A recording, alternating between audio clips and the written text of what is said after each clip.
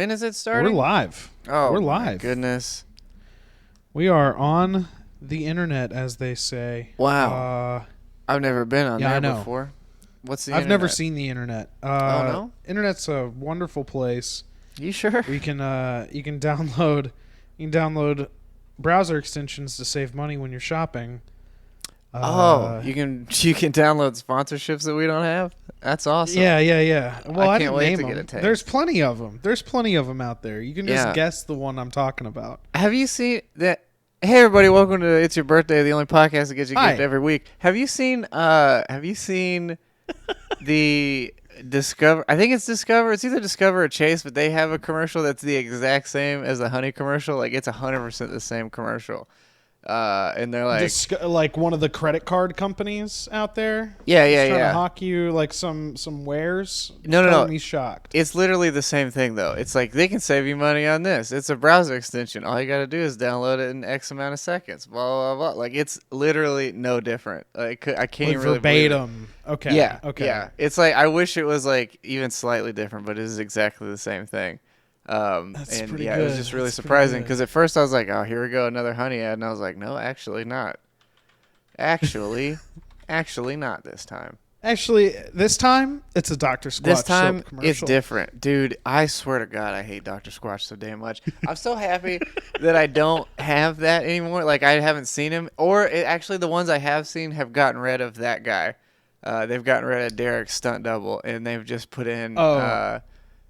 it's like some too horny female, and she's just like, oh, do you shave your nuts? By the way, you can do whatever. And then that guy's there for like 8 seconds and says like 2 words, and then is like, okay, goodbye.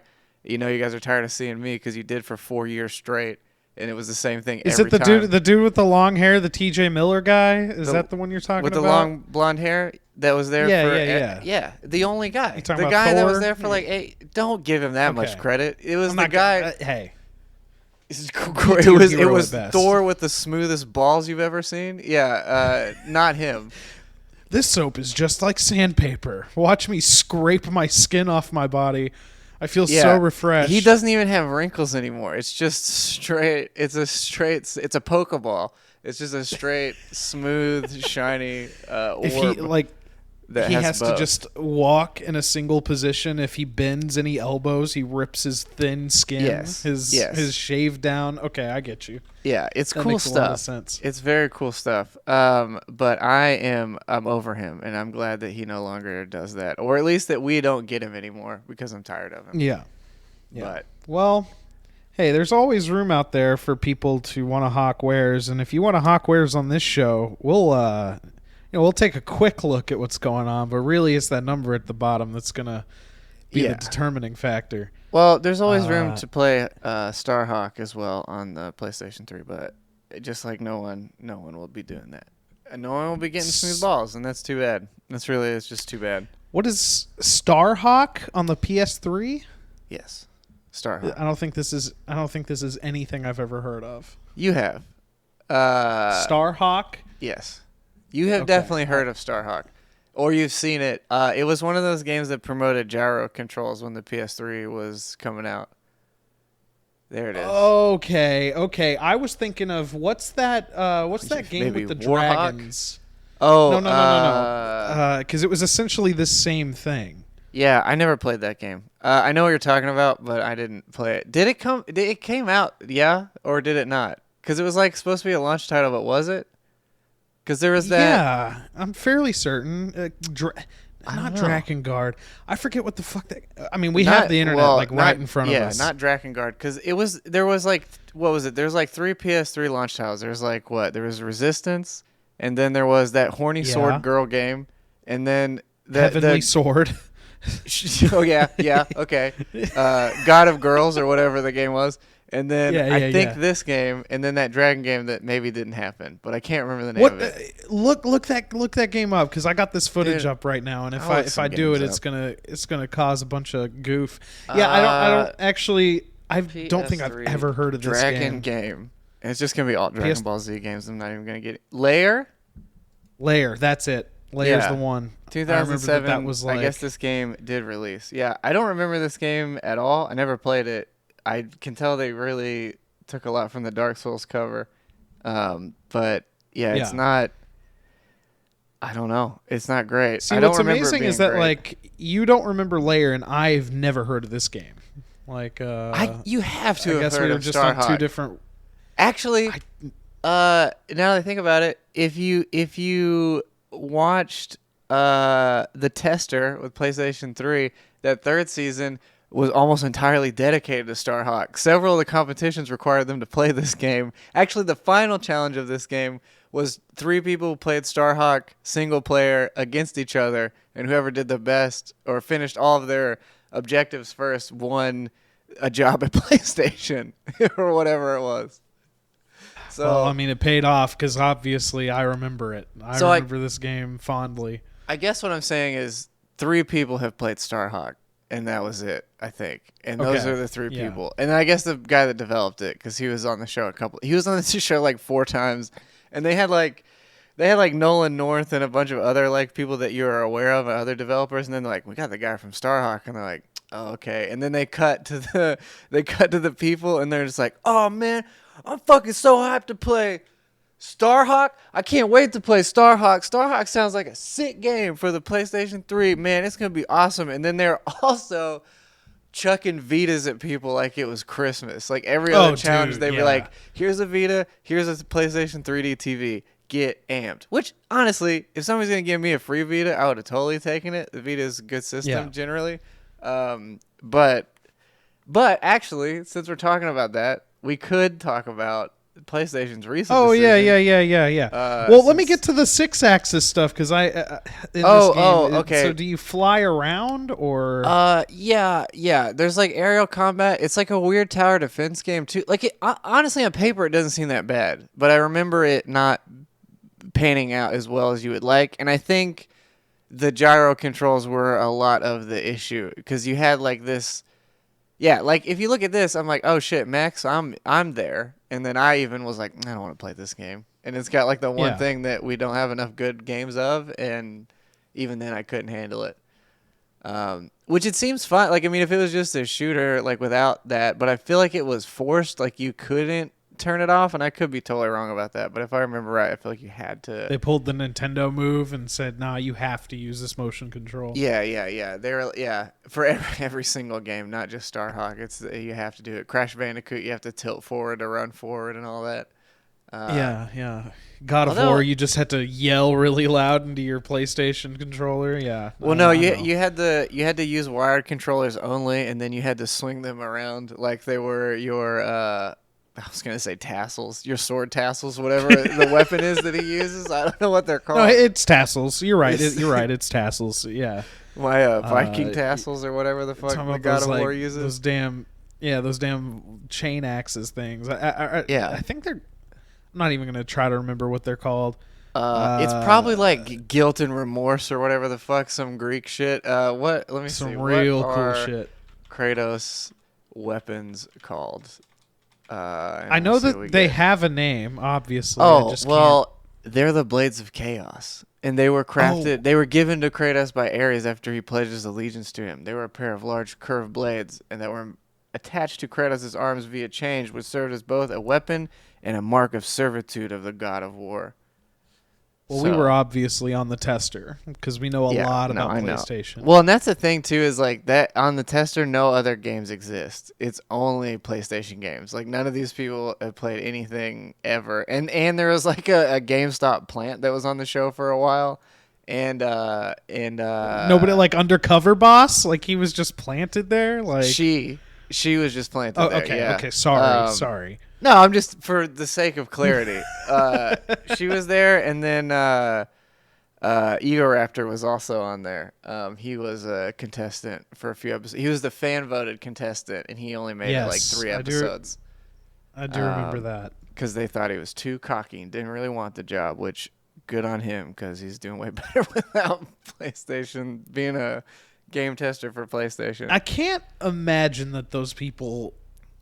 One, actually got employment, like they followed through with employing those people, or 2, like still work there if they did. Dude, here's the thing. Like, if they're just getting a job as testers at at PlayStation, I can see it because you can sign up to do it for id Software and Bethesda, and they let you do it without competing against other people. You can do that Well, for free.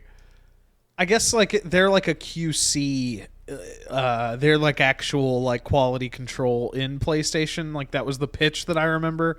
What you're talking about is like play testing, where it's like, hey, we're inviting a bunch of bozos to come over, and I would do those, but it's also like, hey, we have one time slot. It's at 6 a.m.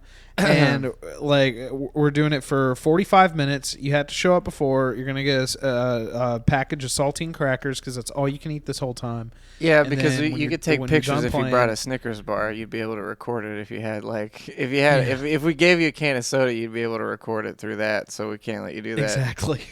Um, So Yeah, I just no. never have the time to go to those because but I've in gotten, Dallas like, there's plenty. what was it? I've been offered it like 5 times, and I'm just like, I can't. This time doesn't work, or it'll be like a day where I definitely work. Otherwise, whatever. Yeah. And My boss, I can't walk into my office and say, hey, I need the day so I can go test this video game.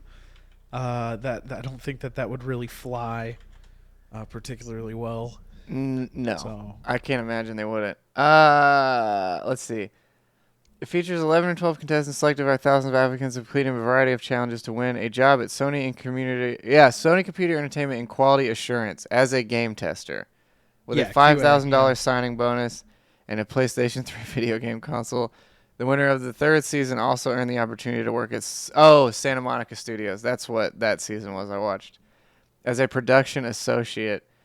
Dude, Can you check to see if these people are still employed though? Like that's what I want to know. They all use gamer names. So the guy that won season 3, his name is Achilles Might. So I don't know if he's gonna be working there still or how I'd find that out. But what a slap in the face though if you work at this company already and that's like a job you wanted, like a promotion, and like give it to some random ass dude with no qualifications other than he was on a game show.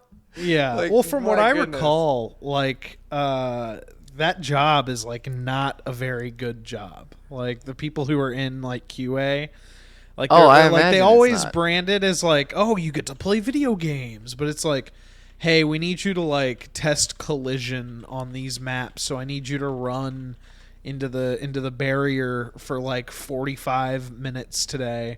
When you're done with that, I need you to jump in this room over and over again to reproduce a potential bug. Right. Speaking of bugs, their first challenge was to be inside of a roach box and get asked interview questions. So the only pretty cool. reason I remember this show even happened is because Donkey did that stream, and I watched some of it, and it's a good stream. I watched all of them. Yeah. It's really good. He's a great What I guy to love is watch that a stream with because he's very unevasive and just pauses it sometimes, and it's like it was really like watching it with a guy. It was really nice. It was like I just had on the background actually recently when I was going through Monster Hunter, and it was really nice to see. What was I gonna say? Damn it! Oh yeah, they didn't think the cockroach boxes all the way through because, like, every time they pulled it off their heads, cockroaches would just fall out of the bottom of it. Yeah, the last guy had like 2 cockroaches in there, and he just hung out with them. They just became friends. It wasn't even a big thing. Yeah. Yeah. I guess that's the thing. They didn't get the reactions out of everybody that I think they thought they would, because I don't recall anybody like freaking out. Oh, sure. Yeah. No, they didn't. Because, dude, gamers are disgusting. We're all nasty, showerless boys and girls. I'm used to being covered in parasites and not showering. One of the guys brought his own roaches. They were like, "We got to put you in a box of roaches." He's like, "Don't even worry about it, brother. I got my own." And he had them all named and shit. And they were eating his dandruff. It was like super tight. One other person just like laid down a little small saucer for a ball's energy, and the roaches just went straight for it. So the roaches were gamers too, which was good to know. Yeah, they had their little RGB headsets on. That's really cool. Oh my goodness. Holy Keep shit. an eye out for Achilles Might as the newest addition to the elite ranks of the tester winners. Elite ranks as in there's only 3 of them, which I guess that technically makes them elite to some extent. But I guess I don't know. Yeah. I mean, I don't wish those people any ill will or anything, but it's Oh, just like no. like Oh, I feel sympathetic because it's almost like they got a raw deal. Like yeah. that's just It's the sort of way I like look maybe it at was it. a job they couldn't hire anyone for, and they're like, you know what we could do? We could have a Yeah. game show slash 6 episode advertisement for our products, and then I don't know, give some schmuck this gig and see what happens. But Speaking of yeah, gaming game shows, do you want to watch the Frogger game show?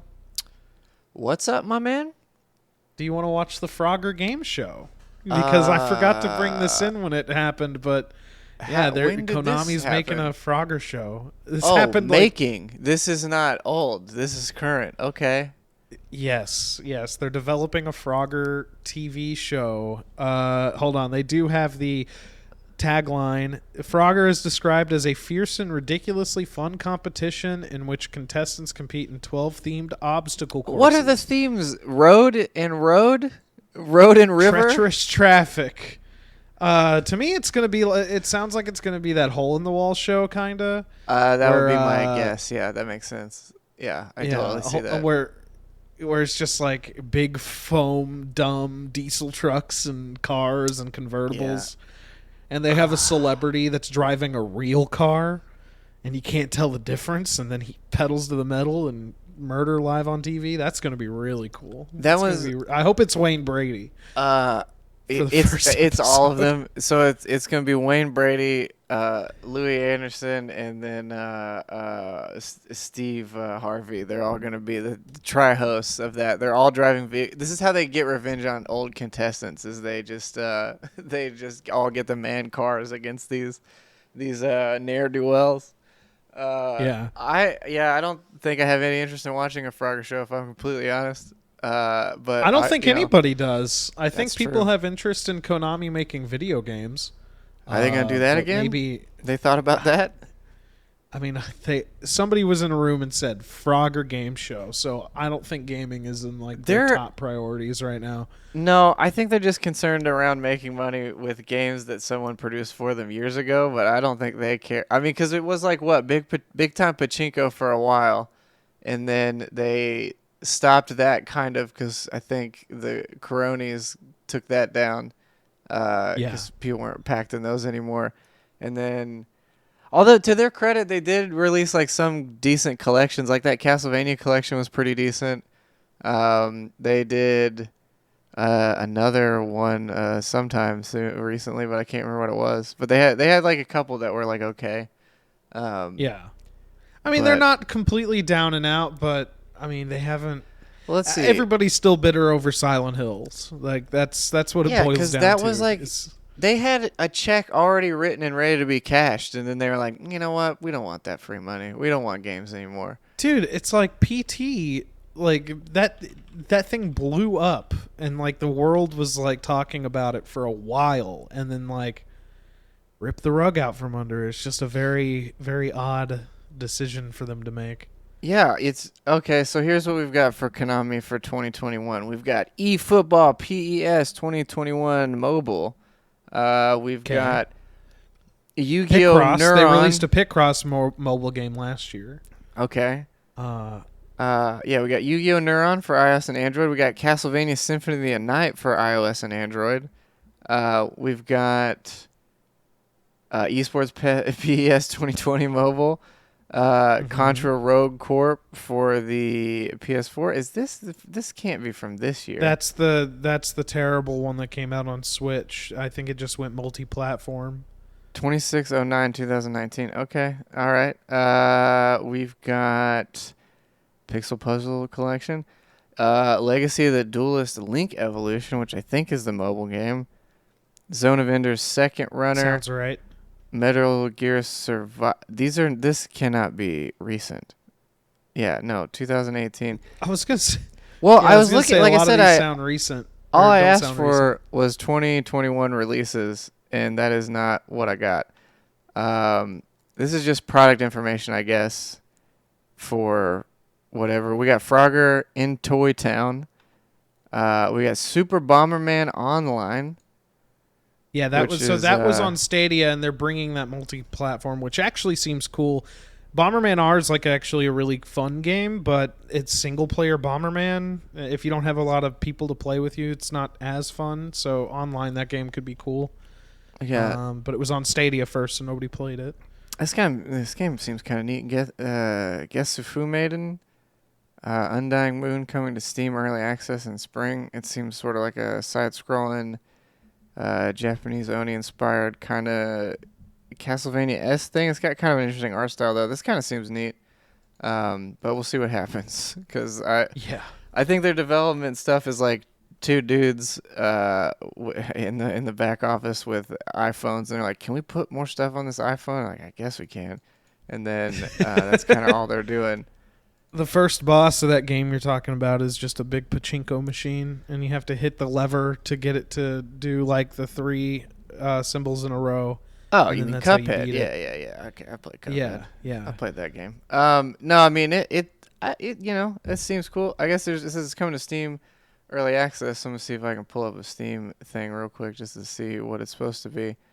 But yeah, Konami, they made games once, and hopefully they'll get to make some more.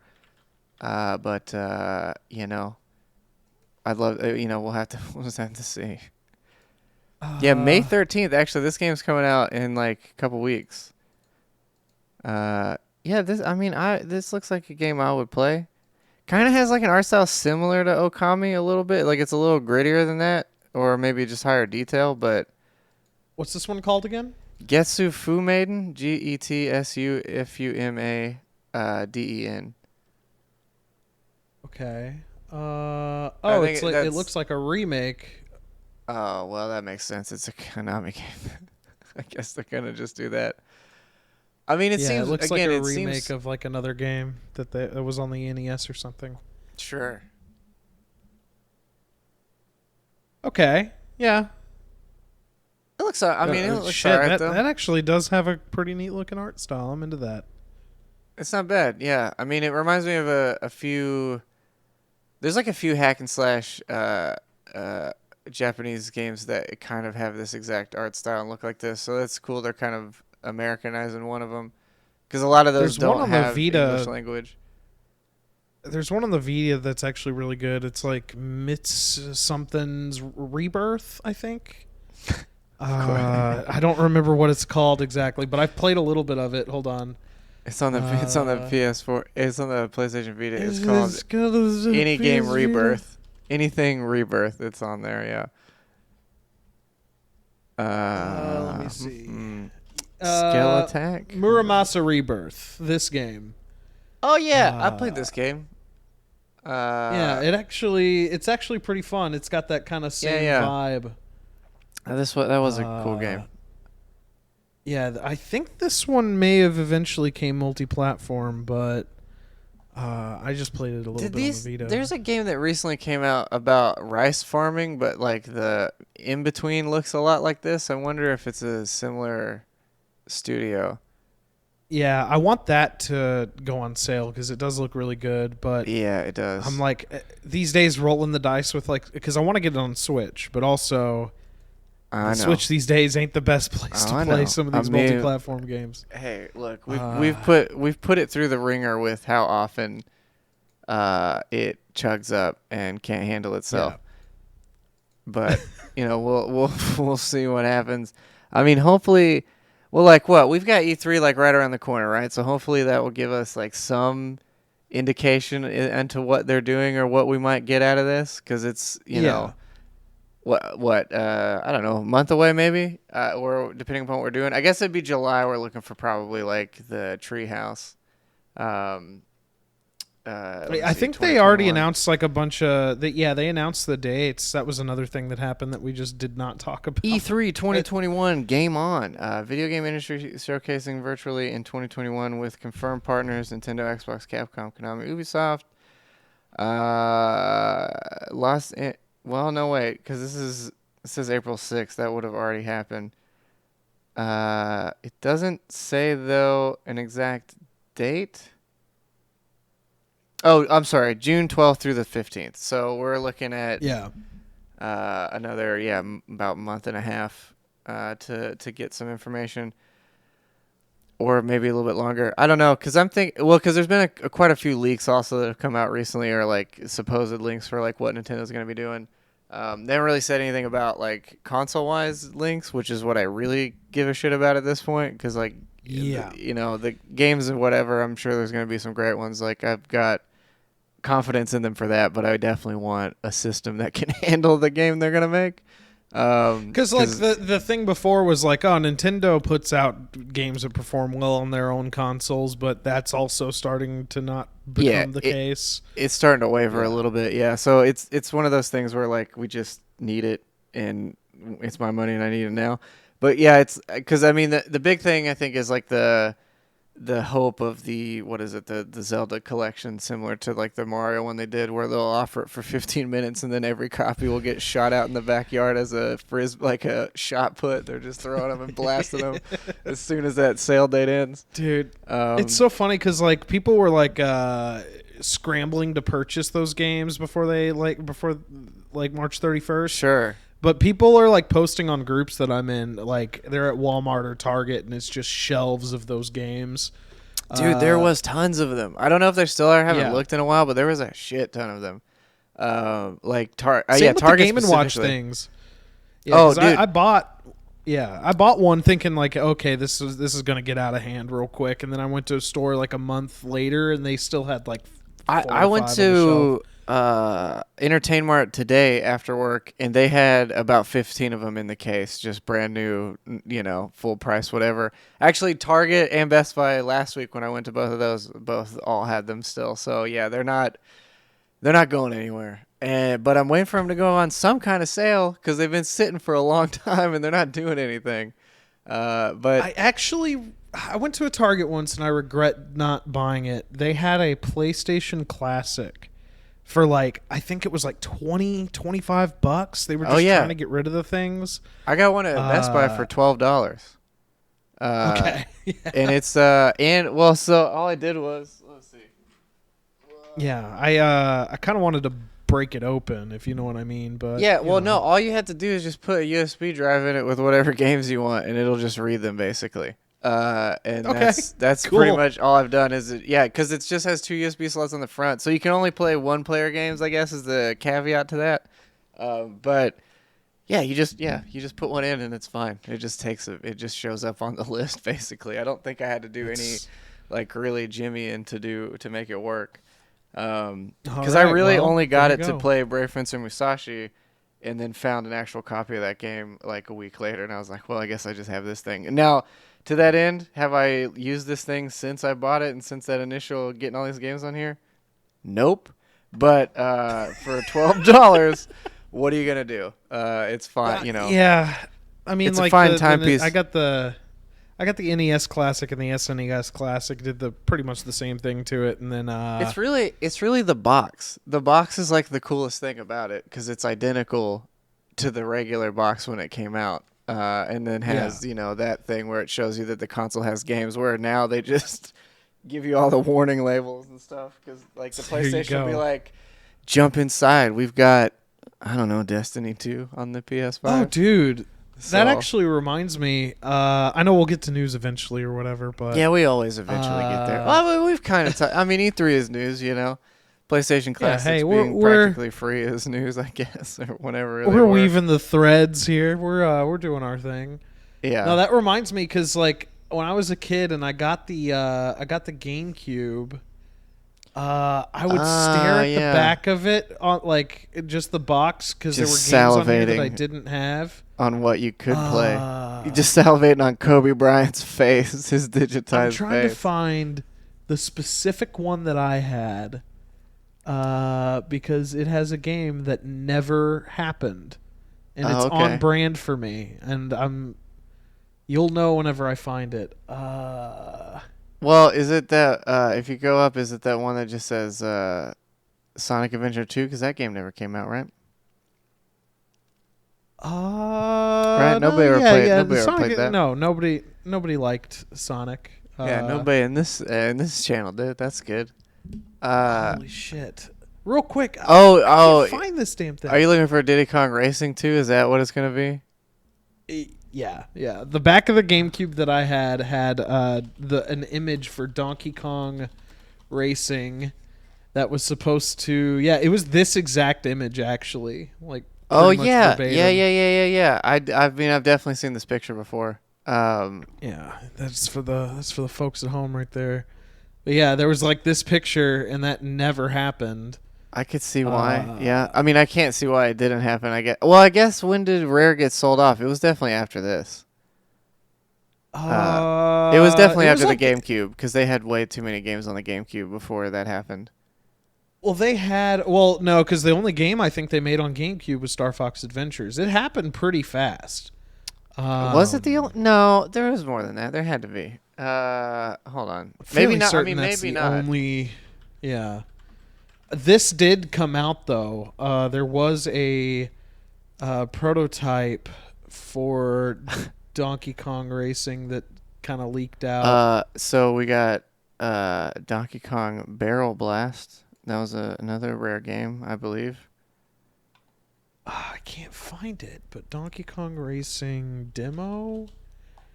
This happened very recently. Why am I not finding any footage of it? Maybe it was just like a fever dream I had. I could have where I imagined a world with a sequel to Diddy Kong Racing. About certain naming conventions, like when I was bitching about the new 3DS XL, the naming for that, because actually we were saying before, like I kind of get why it happened. But now having looked for aftermarket ones forever, it's so frustrating to find one because, I mean, not frustrating to find one, but the description of new does not help a secondhand sale of this console because it's sort of like, you know what it is, but you don't quite know the condition. But they all, when you're looking for like new, you almost have to look for sealed, which is what you don't want really. Because that's going to be way too expensive. That was the long con, baby. They don't want you. They want you buying those direct. They don't want you buying from those no one. They don't got them. You can get one on Amazon for like $400, like renewed. Nintendo would rather you not ever play their old games than find any avenue to play them. Well, that's legitimately that's or true. not. Well, yeah, because what they're gonna do is eventually release everything for whatever current system it is at a substantial markup. But yeah, damn it, what is? Real quick, we got Captain Red Rocket in chat. He says they canceled Donkey Kong Racing to make Donkey Kong Conga Beat. Oh, good God. I mean, that's upsetting. Yeah, he says LOL JK, so that wasn't the truth, but okay. Yeah, I was gonna say that's that would be super upsetting, but I wouldn't put it past a company to pull some shenanigans like that where it's like, nah, this is the better avenue for us to take as we go this route. Yeah, Jungle Beat no, there was Jungle Beat and then yeah, Donkey Konga or something. Donkey Konga. Yeah, that was the name. Yeah, that was the name of it. Yeah. But yeah, so what I was saying about the new 3DS thing is when I'm typing in GameCube games by Rare, it's like 10 rarest GameCube games, the rarest, most valuable games. I'm like, that's not what I'm asking. I'm asking for made by Rare. So I guess I'll have to type, maybe I have to type that and add that into. Yeah, developed by Rare. Here we go. I'm just an idiot. Well, that's okay. For GameCube. Yeah, I was trying to see. I swear it's just Star Fox Adventures. I mean, you might be right. I'm not saying you're wrong. I'm just, for the sake of getting it correct. They were still making Game Boy Advance stuff for sure. Yes. Star Fox Adventures on the GameCube. Banjo Pilot. I think you're right. I think that is the only one they did. Yeah, because they were developing Donkey Kong Racing, and then they were doing Star Fox Adventures. That was the last thing, and then they were bought, and then they never made another game worthwhile again. Except, I guess the Nuts and Bolts is better than it gets credit for. That's what I was saying. Like, it's not the best game, but it's definitely better than it gets credit for. I think like at the time people were upset about it, but the like court of public opinion changed on it like over time. I just think. Yeah, I don't know. I have Rare Replay on the Xbox, and I still haven't played Nuts and Bolts. So. They also made Viva Pinata, and you shouldn't forget about Viva Pinata. It's a pretty good game. And Rare Replay, and Sea of Thieves, Killer Instinct remake was not bad. They just did Battletoads recently, which that game's all right. Like it's not my favorite. Well, they also had. Well, I mean, they were just doing Kinect games for a minute there. That's why I just saw Kinect Sports and Kinect Sports Season 2. and then Kinect Sports Rivals. Well, that was because Microsoft was really horny about the Kinect for a long time. They were really forcing people into it. Because Double Fine made a few of those that actually did pretty well. Because it was like some party room or some shit, I think it was. As like a companion piece of tech, it wasn't the best, it wasn't the worst, but to make games entirely focus on it, like, I don't know. Well, it's the same thing as like the PlayStation Eye. It's just you can't, there's not, it's not that the technology wasn't necessarily there, but it's like such a gimmick for its time. Like, honestly, they've made more stuff with the technology that's way more interesting than you could do with the game. Like when I used to do the conventions, there was a guy that I helped run a booth for a weekend, and like he would use a Kinect and a 360 controller, and he would 3D scan your body and then print you out of a figure of you in your cosplay. So like he would basically scan you with the camera. It was like a series of 3 other cameras and then the Kinect, and then he would control it with a 360 controller, and he would just scan your body and then print you a 3D model of yourself painted, like, which is pretty rad. And then that's pretty cool. Now with like VR, a lot of people use it as like full body tracking, which is pretty interesting. Like, so there's some shit that you can do with it, but like at the time it was just like, can you pop all the balloons with your feet, you dumbass? You're like, sure, I can. It's like, can you throw your arms up? You're like, I to guess jump I do. in a raft or whatever? Yeah. Do you want to talk to a monkey at a zoo? And then Red Rocket mentioned Everwild, which is one I was going to point out too. But yeah, that game looks sick, and I would just like to know what the hell it is. I don't know what it is. Yeah, I don't know. Like, I don't know what the game part of that game is, and I would really like to know. But I mean, it's got like the same art style as the character design at least looks similar to Sea of Thieves. Well, I was going to say, if you could do that style. Sea of Thieves with like, well, one, more interesting combat, because that's my biggest beef with that game is just the combat is just the same thing all the time. I mean, the ship combat obviously is a little more exciting, but like the hand-to-hand and whatever is just dull, and then fighting NPCs is kind of always the same. So if they could do some more with that and like a more interesting world, which Sea of Thieves is kind of getting there to some extent, but it is that thing of like, I just wish more of the islands had more stuff to do, or like they were just a little more defined or more interesting, because it's like there's only really the buried treasure. You can find like random buried treasure, I guess, but you're kind of only looking for like the buried treasure that you're going to find, or like the enemy that you're looking for, and like so it sort of takes the sense of discovery out a little bit. The thing I like about Sea of Thieves is like the dynamic stuff. Like whenever you're out there and like you. But the dynamic stuff repeats all the time. Like, I think that's where they need to go. Because I understand their philosophy of progression. Mm-hmm. Like, they don't want anybody to be more powerful than anybody else. They want you to, like, earn cosmetics and have bragging rights, essentially, is what it boils down to. I get that, but at I least, like... Oh, go ahead. Yeah. I was just going to say, like, you could have that, but have more emergent exploration. Like, if you're going to go in that route, like... When you see the islands, you see the islands. There's not a whole lot to them until they like update and they add like, oh, hey, we're doing vaults. So you go to these islands and there's a vault that's opened, but well, yeah, like the puzzle stuff they've added is neat, but I think their philosophy, like, it's just it's not bad. It's just that no one is better than anyone at swinging your sword once or twice at a person. Like if you got to time it out first or whatever, like there's not like. As far as I remember, there's not like parry system. There's not enough nuance to that combat to go, we need everyone to be, this is where the skill comes in, because it's sort of just like a little haphazard to some extent. And I just wish it was like a bit more refined and maybe, and like some of the stuff like the pet interaction stuff could be a little bit cool. Like there's always been a really good game there, but it's still not quite fleshed out enough, and they still don't totally know like what their game is, I think, which is really strange for having been in development for so long and had plenty of player feedback, at this point.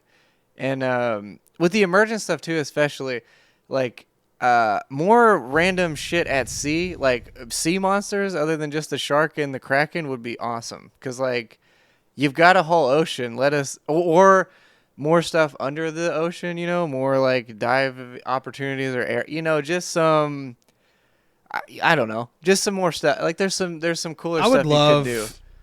I would love like more dynamic weather in that game too. Like Oh, okay. I imagine like if they make like a Sea of Thieves 2, or they like continue to expand on this one and they like do an engine upgrade or something later on down the line. I think like they having have like to, monsoons and like tsunamis and whirlpools and like I don't know, that kind of stuff would be really nice. Sea serpents. Exactly. Yeah, Like what he just said. Yeah, that's what my girlfriend asks for all the time. She's because I think there's even skeletons of it, and you're like, where the fuck is the serpent? Like where I see that you want it. Where is it? Like, I mean, yeah, you've got the skills, obviously, and the prowess to put that in there. Where is that at? So also, there's no crabs on the beaches. I don't think that's another weird thing. There's just no like. Are there not? I feel like there are. Are there not though? I mean, there might might not be. So. I don't know. There's like maybe there's not. There's not a whole lot of. I guess I hate it. Well, I mean, it's a Monster Hunter term, but there's not a whole lot of endemic life like at all. Like there's not a whole lot of video game. Yeah, I understand. Yeah. There's not a whole lot of like. Yeah, no dolphins, no like you see schools of fish, but they're like I don't know. They just whales, like giant ass whales. It just like even if you don't really like. Just blow me some water out the ocean, boy. That's all I'm asking for. Just let me see a flipper, dog. Let me see a dolphin blast up and do some fucking SeaWorld bullshit in front of me. That's all I'm asking. But yeah, no, I know. I get it. Because, like, well, especially how far we've gotten in games. Like, you look at, I mean, Monster Hunter World especially, or even not so much the most recent one to some extent, but World had, like, a lot of monster interaction with each other and the world itself and all this. And then, like, you look at, like Red Dead Redemption has a ton of that stuff. Like, and those are obviously different games with different budgets and different scopes or whatever. But just the simple stuff is like can go a long way, and that's something like to make this world. Because I guess that's the thing is the world never has really felt like outside of the water, the game has never felt like super alive to me in this. And that's not to say there's not like really engaging and gripping and exciting moments to it, but there's never, it just doesn't feel as alive as I would want it to. Like it's hard for me to want to keep going back to that game as much as people ask me to play that game. Like I can't bring myself to do it because I feel like you're 100% right. Yeah, I'm just collecting my bank account and then I'm like getting out of there. There's not really a whole lot. I always said like they should have areas on the map that are basically like you come into this zone and it's like an armistice, right? Like nobody fights. This is just a social area. Oh yeah, hub zone would be something super helpful. It's another thing. I'm not sure why it's not there. Because I mean, the people are on the same server. They have a whole lot of skins people, and cosmetics, and like just being able to show that stuff off, and then also like just I think leaning into the social aspects of Sea of Thieves would do them a lot of good. Yeah, well, because also like that would encourage more like multi-ship battles and like more alliance gameplay. Yeah, because that's an option, but not everyone really. Well, yeah, and like making that happen is somewhat difficult to do anyway. Like getting the crews and everything set up in a certain way, and like and also like we've learned like with Valheim for example, like we've understood that like not everybody wants to fight each other. Like we would really like some cooperative stuff going on, like some really interesting, like they tried with like the Megalodon, like, and that was super cool because you would have to like, use your air or blowhorn. You would use your like megaphone to yell at another ship, and that was super neat because it would like actually make your voice carry, and you'd like, hey, you want to fight this shark with us or whatever, and that was super cool. But it was like that's the only thing I can remember, and obviously I don't keep up with the game super well, but that's the only thing I can really remember that was like that thing. And it's like we like like I said again, like with Valheim, you're just like this is like a good number of people just working towards the same goal. Like again, not everyone. Like I think especially with how many battle royales and shit we've had over the last couple of years, like I'm kind of tired of fighting other people. Like I sort of want to just cooperate and do some stuff outside of like an MMO, like something that takes some elements but isn't that commitment would be really welcome, I think. And yeah, and with Valheim, it's like one of those things where like I just need some content because we went through all of it, but it was awesome, and I just want some more of it because I want a reason to play that game some more.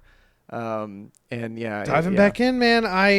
They released a new update that like redid the terrain, and I want to get in there and see what that's about.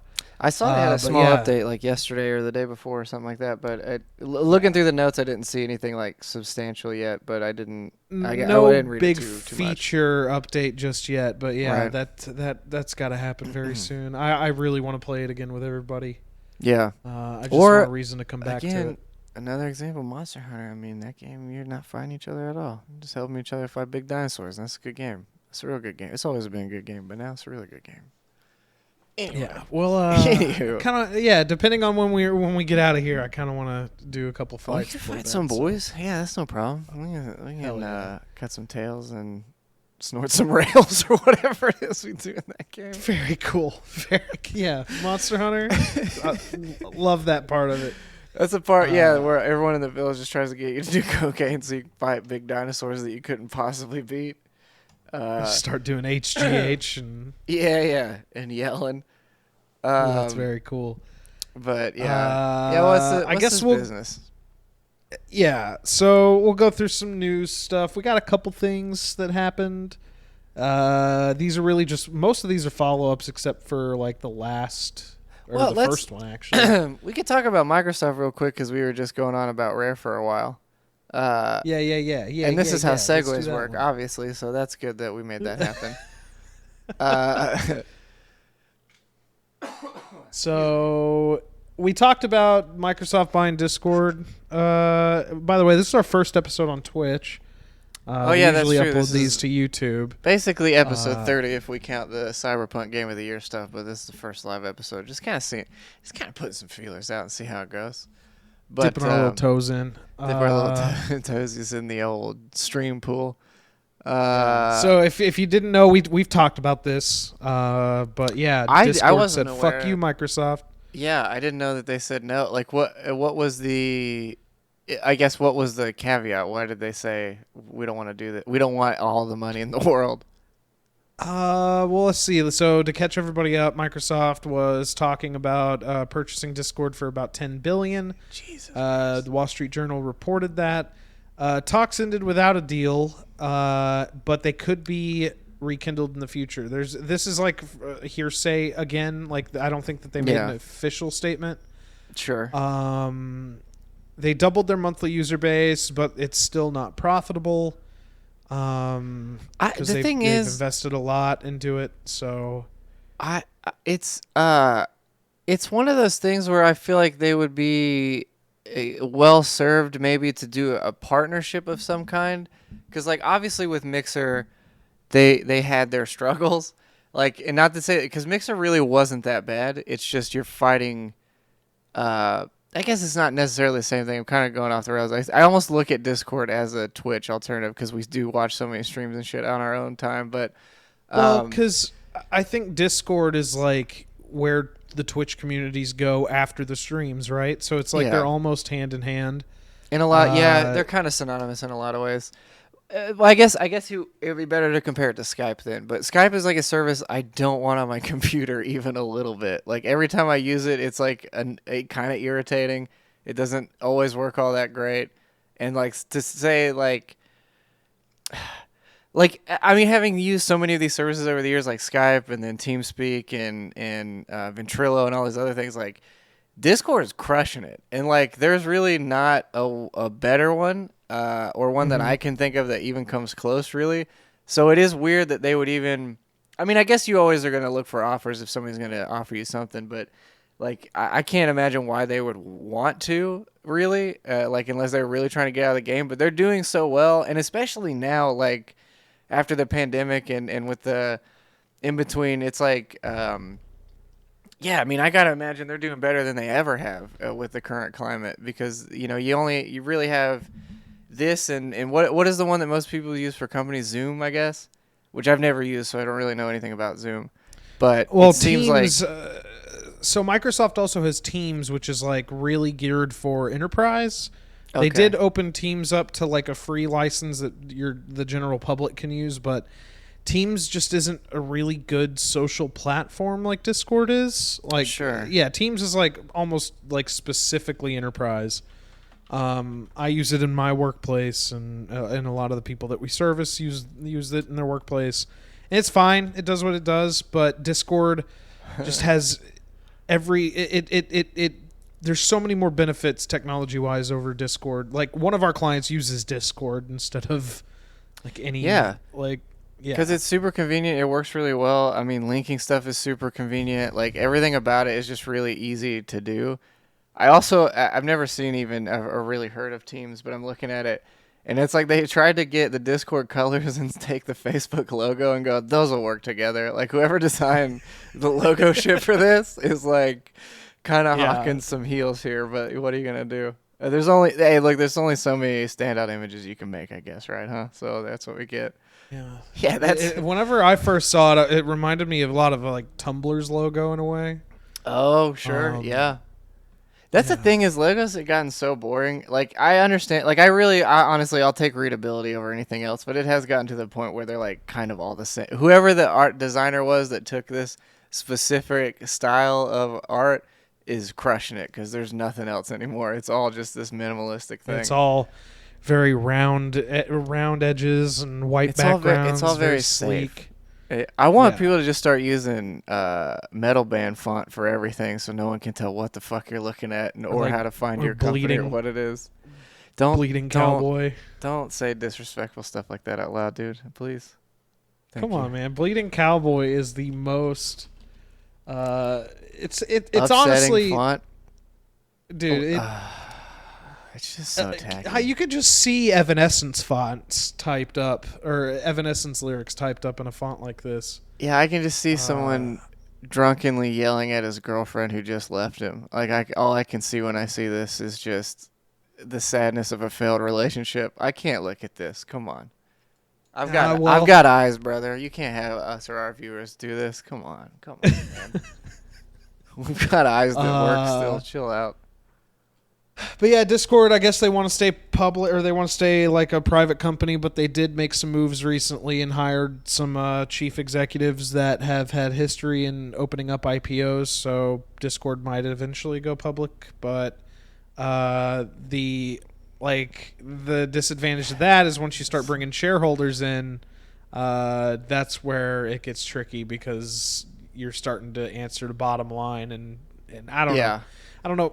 I get that you make a lot of money doing it that way, but also there's so much pressure in a publicly traded company. It doesn't. Well, I didn't catch if you said it, but they're a private company? I'm assuming Discord.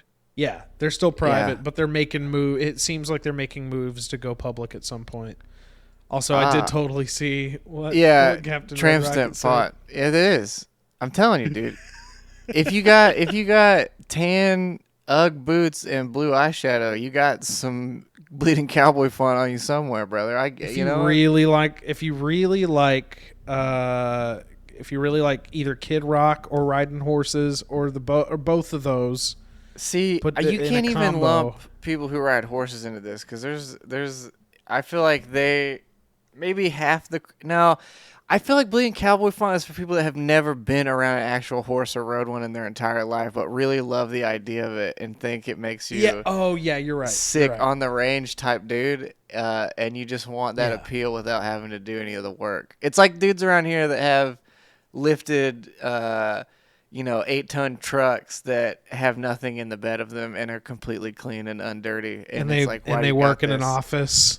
Yeah, they're an accountant. Yeah, they work at the fucking bank, and you're just like, dude, you can't even drive that through the drive-through. What's up with this?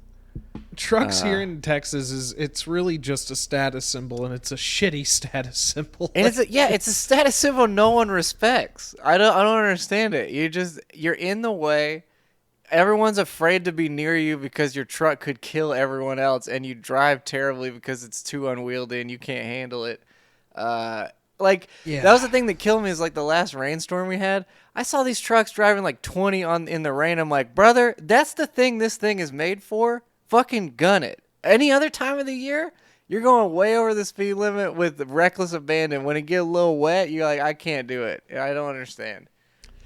God forbid I scratch this thing up. I mean, my own dad, like when he first got a truck. So you know how they get the bed liner, like people get like the so little babies don't get hurt. Yeah, in case they put a box of nails back there, they don't want to scratch up their truck.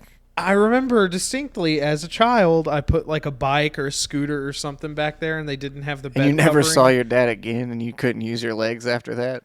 He's like, you're Dude, never it was riding like- a bike ever again. It's like, what's a truck for? I got to put the bed liner in there so you don't scratch it.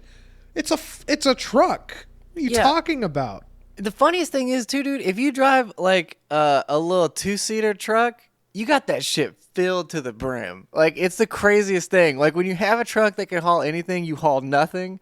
When you have a truck that shouldn't be able to carry anything, you stack it until it breaks. Oh, yeah. Like, it's That the shit, craziest shit.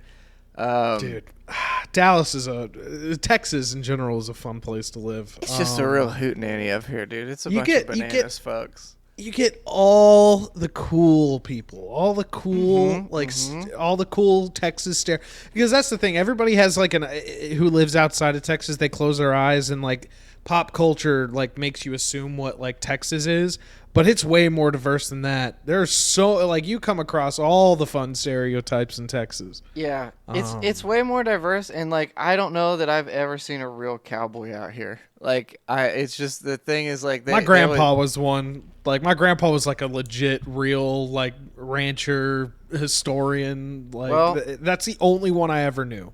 Here's the thing, Christian. I've never seen them, so as far as I'm concerned, they don't exist. We can all make up grandpas if we want to, dude. After my this, grandfather went on the moon once. Come on, bro. dude. After this, I'll show you a picture of my grandpa, and you'll be like, okay, yeah, that dude's legit. You just that show dude's me a real picture deal. of Pee Wee Herman in a 10-gallon hat, and I'm like, come on, dude. Come on. Oh man. I thought you went to Facebook to just type in grandpa, and I thought it was yeah, grandpa. No, this was him. Oh, this wow. was my grandpa. Okay. All right. Yeah. That's the man himself. All right, sure. I wish we could show this, but yeah, I'm with you. Oh, Yeah, look at that, taking the nail. He unfortunately passed away last year. But I was about to ask if he was still with us, if he's still on the range, but I guess not. No, yeah, that's him, man. He was all about it. That was his lifestyle, dude. Sure. Like, I don't know. But yeah, that's the only Texas. That's the only cowboy in Texas, or he was the only cowboy. Just your in grandpa? Texas. Just my grandpa was the last one. You show me another picture of your grandpa. He's just a pack of cigarettes. Holy shit! That's actually the one thing I never saw him do is smoke. That's the one thing I never cowboy. So I knew you were lying. I knew you would be lying to me, dude. Yeah, sorry, that guy that I showed you, I made that up. I typed a random name and just prayed that I found a cowboy. I mean, you nailed it though. That was a good guess. Hey, there you was. No, that was my legitimate grandfather. Okay, let's look at this other business that happened. This was actually kind of shocking to me. And I guess I can explain why, because I have a friend who is diamond in Overwatch, so I know a lot about it. Right? Yeah. No, dude. Jeff Kaplan left Blizzard, which is a huge bummer, because like I don't know. So Overwatch, I mean, he created Diva, and that's all anybody cares about. No, go ahead. Come on, dude. Come on. Overwatch, when it came out, was like, I was looking forward to it. I wasn't as amped as a lot of people were. But the launch of Overwatch was like, in my memory, like probably the biggest shooter launch, like as far as hype goes and like community, and like Overwatch was it for a while. Yeah. I mean, since Call of Duty, and I'd say maybe Counter-Strike before that, or maybe you could maybe throw Half-Life in there too as a shooter. But if you're looking at competitive only, then yeah, it's like, I'm talking about recent, because like I just mean throughout time, it's kind of up there in the same echelon a little bit. Exactly. I mean, like, it came out, people like compared it a lot to TF2, but it really carved its own kind of thing. Yeah, that's another one. I still really like Overwatch, but honestly, they've kind of been in like a downtrodden state in a way, because like when they brought in the Overwatch League, like the entire game shifted to like metagame and like competitive, and like some people just liked the game casually, but I think like they've kind of lost that casual audience, and they're bringing him back. But what bums me out about Jeff Kaplan is that like he's basically the face of Overwatch. Like all the developer updates, like he's front and center on stage at BlizzCon. He's front and center. He's always been like very open and honest, and that was like the cool thing about Overwatch is that like when they were doing developer updates, you never thought that they were like pulling the wool over your eyes. Like there was a lot of Sure. transparency in their process, and Jeff kind of became like a very trustworthy figure in gaming in general. Right. Also, he's like a real cool dude, it seems. Like he did a bunch of goofy shit. Like every year for Christmas, he would do like a multi-hour like Yule log stream where he would just stare at the camera, sitting in front of a campfire, and he would like do a bunch of like Easter eggs and like teases and stuff. Oh, okay, sure, yeah. Very, very like the community of this game adored him. Yeah. And after 19 years, he departed Blizzard, he came into Blizzard around Warcraft 3. I think he did some work in World of Warcraft before he went to Overwatch. He did work in Overwatch or World of Warcraft, and then they started developing Titan. Right. And then Titan became Overwatch. Yeah. Yeah, I so mean he's been like the whole thing. That's a huge bummer. I mean, for them, but I mean, maybe it's a thing where like he got to a point where he's like, I don't quite know where to take this game anymore. And maybe there's someone else that's better suited to do that, and maybe that's what it is. Maybe I have another theory. Or he's just tired. Dude, like 20 years doing the same shit is, it can be a lot. Even if you love what you're doing, true. that's still a lot. I mean, that's a good chunk of your life. Aaron Keller, he's like a founding member of Overwatch. He worked closely with Jeff, and he is becoming the new director of the game. Sure. He's also been at Blizzard for about 18 years. And yeah, but the shitty thing is that like Overwatch 2 when it came out, they put a heavy emphasis on like what the game was going to be. As far as like PvE stuff goes, but it also was mixed messaging of like you don't even have to buy this game in a way because like all the content multiplayer wise is coming to the first game. So if you're not interested in the PvE stuff, like do you need Overwatch 2? A bunch of mixed messaging stuff. I just wanted them to give me Overwatch 2 because I'm only interested in PvE stuff. I don't care at all about the competitive side of that game. I would like to see. Because it's the same thing that we've talked about with like Fortnite is like I want that world and characters and stuff, and I just want to do some other shit other than fight each other. Sure. Because I'm just kind of over it. And it's another game that has like a ton of assets, a ton of really cool, it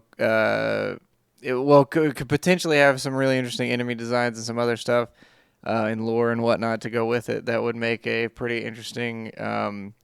Not necessarily an MMO game, but like some kind of like I don't know, open world or something or other. Or not open world necessarily either, but like some kind of something. I mean, even if they made like an Overwatch 2 that's kind of similar, like maybe like Vermintide or similar to like. Well, that's what it's going toward. Like the anniversary events that they did for the first Overwatch, it's like PvE modes where it's like, oh, you fight this wave of robots, you go to the next point of the map. I did one this of those, wave of robots, you do like a transport.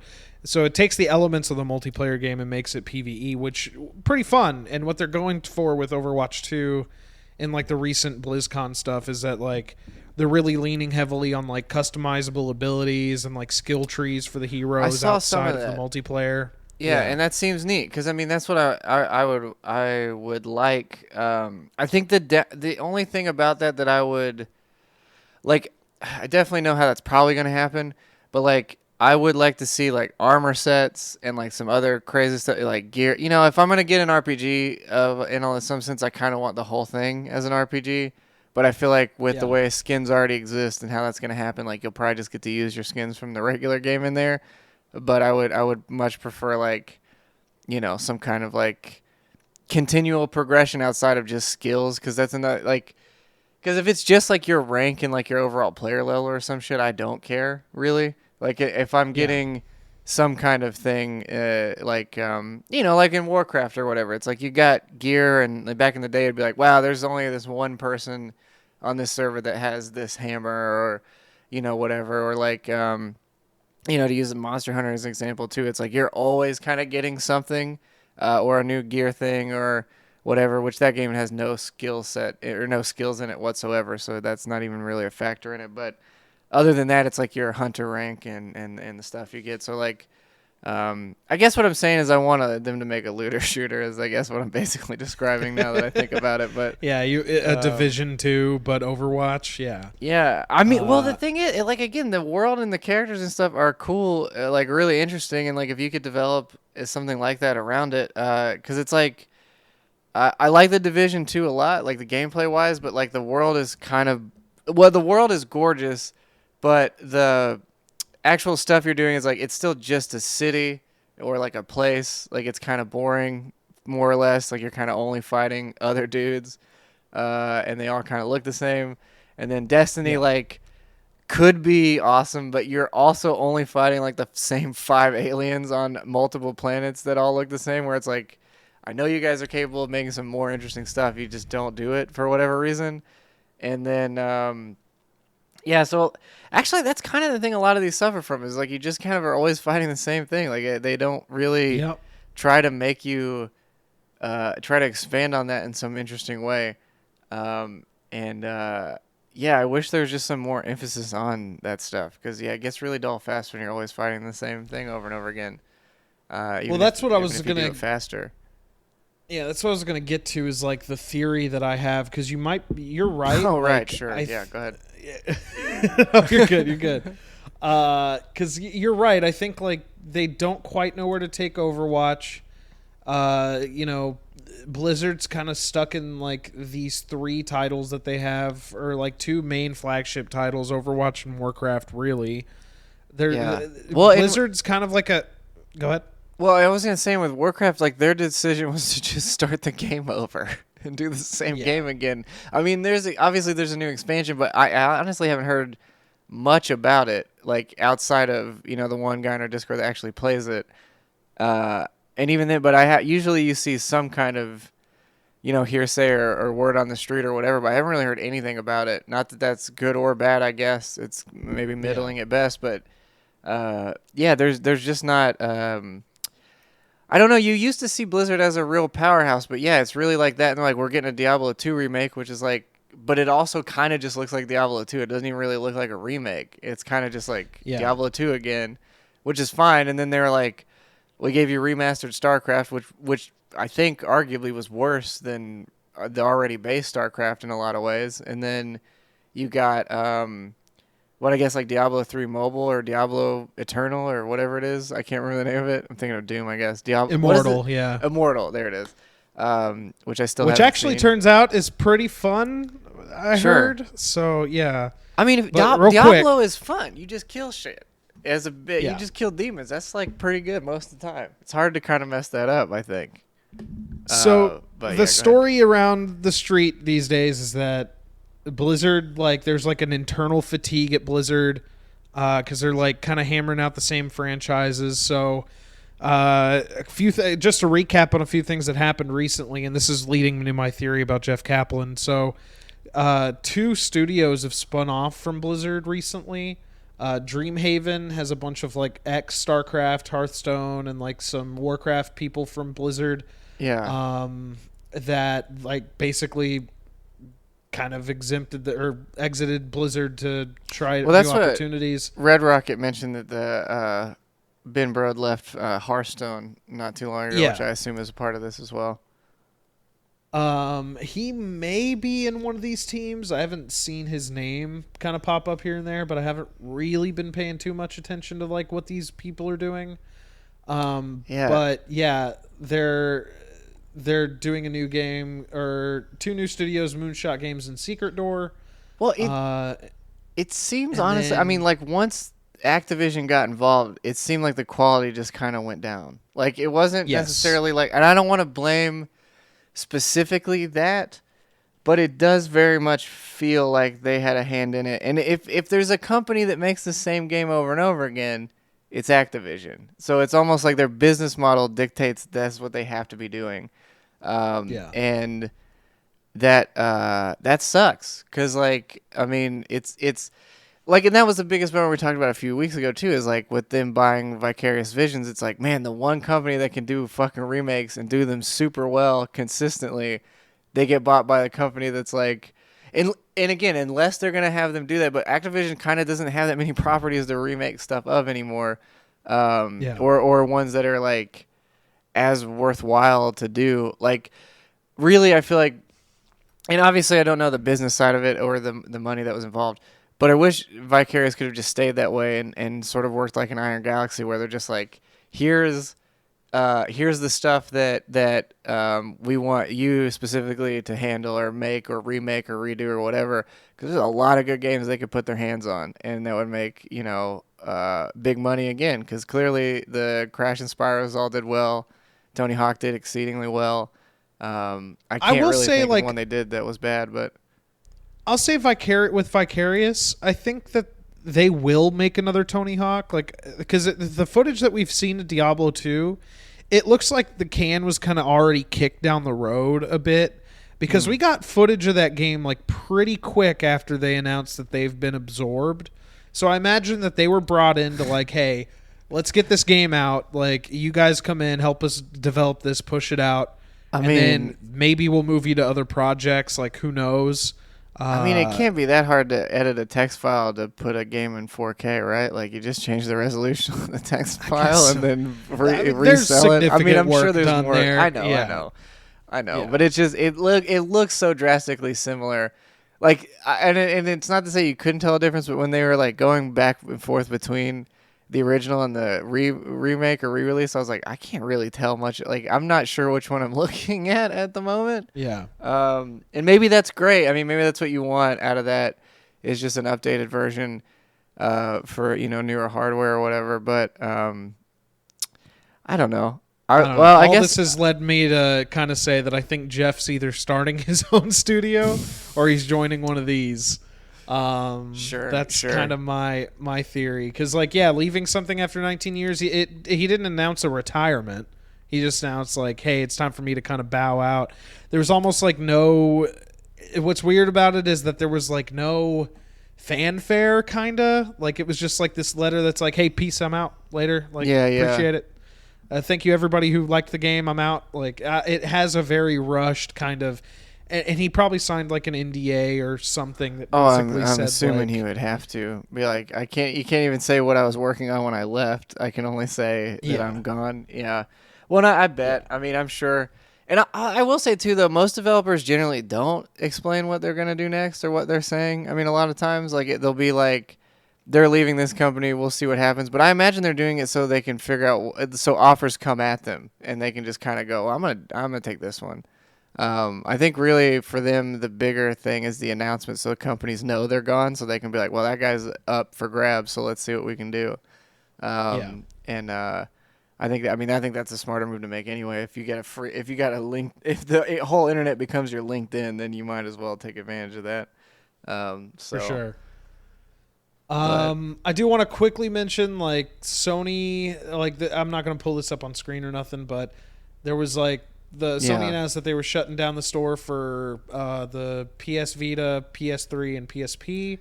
They reversed course on that. PSP games are still going away, but PS Vita and PS3 are here to stay for now. Which I think is good. I mean, I think that's the move to make. It is weird that they would. I mean, one, it's kind of a bummer as someone who's been recently like gouging for portables, like. Because that just made the Vita shoot up in price like crazy again, which is a little bit annoying. And kind of the PSP in the same capacity, because I've seen a lot of them for way more than they're actually worth, I think, or valued at. And collecting these days has been insane. Like, dude, it is. I mean, we've talked about scalping, but it is fucking ridiculous across the board. I recently got into GameCube and like handheld collection, and like last year, 2 years ago when I started, like, it wasn't as bad, but like after pandemic and people are sitting at home and they're just like, fuck, it'd be cool to play these old games again. Like, the prices have jumped considerably. Yeah, dude, people are selling broken like 3DS XLs for like $240, and you're like, dude, it's broken. Like, I'm sure you could fix it, and it might not be that like difficult to actually do. And I get that, but it's like, come on, man. Like, that's crazy. It's crazy shit. Like, that's just too much money for this stuff. And especially if it's got a decent limited shell, fucking get out, dude. $400 or $500, even if it's not working. And you're like, that's crazy. It's really hard to believe. But that's what happens when you discontinue something. But yeah, to the end of the Sony thing, like I think it is in their best interest to do that. I think before they shut it down, I think legally they should be obligated to send everyone that owns a Vita at least a 64 gig memory card so they can actually put their downloadable games on there. Because that shit was way too like fucking expensive. Yeah, they should make good on the price you had to pay for that initially, because it was absolutely insanity. It was like, what was it? Like a 32 gig card was like almost $100 I think it was, or maybe more at the time. Ridiculous. So part of the reason I had fun, let's just say had fun with the Vita, is so because when too perverted for whatever you're about to say. I know it's not, but it's a little horny. It's just a little horny, just a little bit. Excellent. So that's what I'm here for. When I bought the Vita, me and my fiance went to Colorado, and I went to a game store because I typically like to see local game stores. Because I went on vacation, so I'm going to game stores and not the beach. I'm going to game stores. I just like to see what they got, Yeah. And I had always been looking at a Vita. I'd been looking at a Vita for a while, and I found one there at a pretty decent price. But they didn't have any SD card or SD cards. They didn't have any of the memory cards for it or anything. Right. So I started researching, and through Homebrew you can do SD to Vita, which will convert. You get an adapter that converts a stick into a micro USB, and that's the best option available. Yeah. It should have always been an option. That's one of the craziest things. Vita memory card. Let's see how much these are. $170 for a 64 gig card. Yeah, I mean, hell, that's God bless. Yeah, that's crazy. If you can believe it, that's only a third of the MSRP price. Let's compare that to, I don't know, a 64 gigabyte. I don't think they make 64 gigabyte micro SDs. 128 gigabyte. Yeah, they do. I mean, but at 128, you're going to get for $20 or less. So it's not even. Yeah. I mean, I bought a 512 gig one for $40 at Micro Center. Yeah. So yeah, I mean, insane. it's unreasonable. It's like a no-brainer. And granted, if. This was years ago when the prices were a little different, but SD cards up to you could get the same SD card at the time for a third of the price. Like if you were looking for just the sizing of it. It was crazy because I remember I bought one on launch day and I was like, all right, $250 for Vita. That's a little extreme. And then it's like, oh, and then $100 for any amount of actual usable storage. Super good. It's very I'm cool. I'm glad I got this because I really want to play Mod Nation Racers so bad. Which was okay. It was a decent game. It's not the best car racer, but I'm sorry. That's besides the point, I guess, really. But I guess last story then. I just found this humorous. I think everybody did. You were really fucking fired off about this. Yeah. So the director of Days Gone. What's his name? John Garvin. He was on David Jaffe's show on YouTube, which I didn't know he had a show. I didn't either. Yeah. Well, we do now, I guess. But he said, I do have an opinion on something. Oh, so the context here, there was a big report that Sony is going through a huge restructure as far as what software they're developing, and part of that is that part of that story coming out is that they canned Days Gone 2 and moved the studio to focus on a remake of Last of Us, which that game got remastered not too long ago, so I don't know why that would be a priority. But they're talking to Todd Howard, dude. That's what they're doing. They're getting Todd Howard on the horn, and they're like, how did you guys make money? Did you remake the same game 8 times? Sick. Let's do that. You did on every platform? Well, that's what's weird, is this is billed as a remake, not a port. So it's yeah, I assume it's a remake of the first one, right? Unless they're doing Last of Us 2 already, but I have to imagine. That game is not only very recent, but also still looks very... I played through Last of Us 1 before 2 came out, and it's still remastered on PS4 Pro. It looks really good. Captain Red Rocket... Yeah, that's I didn't what know they was were gonna doing a get TV to. show. Okay. So there is an HBO show coming for Last of Us, and that's part of what it might be, is that they're kind of making a new Last of Us game, remaking the first one to give it more in line with the show, which I guess cool, right? But I think also a typical audience or like somebody in the audience like watching a Last of Us show would have the ability, hopefully maybe, to know like, okay, they're gonna maybe take some liberties with this, go in a little bit of a different direction. I don't know. Well, it just seems like an odd choice. So, is there any what is the story of the show? Is there any like information on what the show is? They really only released casting for it. Oh, okay. But they said it's going to basically follow the events of the first game, but like any adaptation, I think they're going to take liberties and like other stuff. Well, yeah, I would just assume like because one, it's weird because in the game you had actors that very much looked like they're the people they're being portrayed by. Like I was about to say Natalie Portman, but Ellen Page or whatever. And so like it's already odd because you're not gonna have them. Okay. He said different than the game, but Joel and Ellie are gonna be cast, I believe. Okay.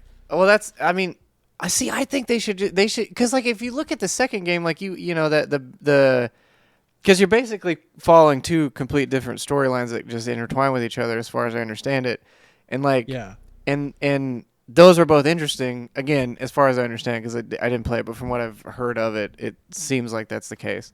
So like I feel like you would almost be better suited to make a game based similar to the show, but also tell a different story involving the same world, because clearly you have the ability to write characters in that world that are interesting instead of retelling a story you've already told before.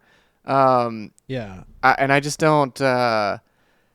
I just don't know why you do it. I mean, it's odd because because that world is for sure interesting and worth diving into.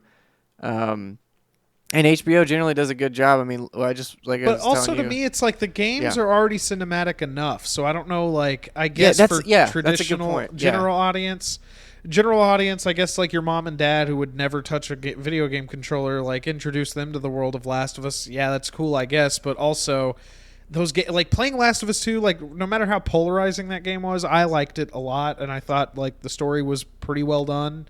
And it's very visceral. Like there's moments in that game where it's like, fuck, I'm playing a game right now. There's very few moments I've had in gaming where it's like, fuck, like I feel like I'm having like an actual like in-depth like movie going experience almost with this game. Mm-hmm. For sure. Yeah. Well, and that just begs the question of why, I guess, unless it's just a straight bring it to a more of an audience, but. Yeah, like I said, again, if you're going to do that, I would think you'd want the option to do more with it by not following a story that you already know, or at least characters that you already know, maybe. But all that aside, is then why remake the game unless you think the show's going to do so well that people that have never played it are going to want to play it, and so they need it on current hardware nobody owns. But if they're going to have it on hardware that no one can get a hold of, that's a really weird move. Because I'm not saying it's not. I mean, it could be great. I have no idea really. I guess none of us do, but it just seems like it's a weird choice. But I will say, I guess if there was a place to do it, HBO is a pretty good one. Like most of the stuff they do is really. I agree with that. Lovecraft Country I just watched is super gritty, really visceral, and talks about some pretty rough stuff, and they handle it all really well. Let me touch on this part real quick, real quick. Yeah. Go ahead. We never get sidetracked, so it's weird that we did but never get sidetracked. Yeah. What he says is essentially like, and I'll get into why I think this is really wrong in general. I mean, it's obvious on its face, but. He says, I do have an opinion on something that your audience may find a bit of interest and it might piss some people off. Mm-hmm. If you love a game, buy it at fucking full price. I can't tell you how many times I've seen gamers be like, yeah, I got that one on sale. I got it through PS Plus, whatever. So he says it's like God of War got whatever number millions of sales at launch and, Days Gone didn't. Just speaking for me personally as a developer, I don't work for Sony. I don't know what the numbers are. But like that's apples. One, it's apples to oranges. But two, I also think of it as this: Days Gone was like an exclusive zombie-style game for the PlayStation. Well, guess what also is basically a zombie game for PlayStation? Last of Us. World War Z. So, yeah, right. Yeah. Sorry, I forgot about that one. That other really sick one. So like it'd be a no-brainer. Like if Days Gone wasn't like a blockbuster, like bang out fucking game, like why would they put all that time and resource into another zombie apocalyptic game? I know that there's gameplay differences. I know that there's like story differences.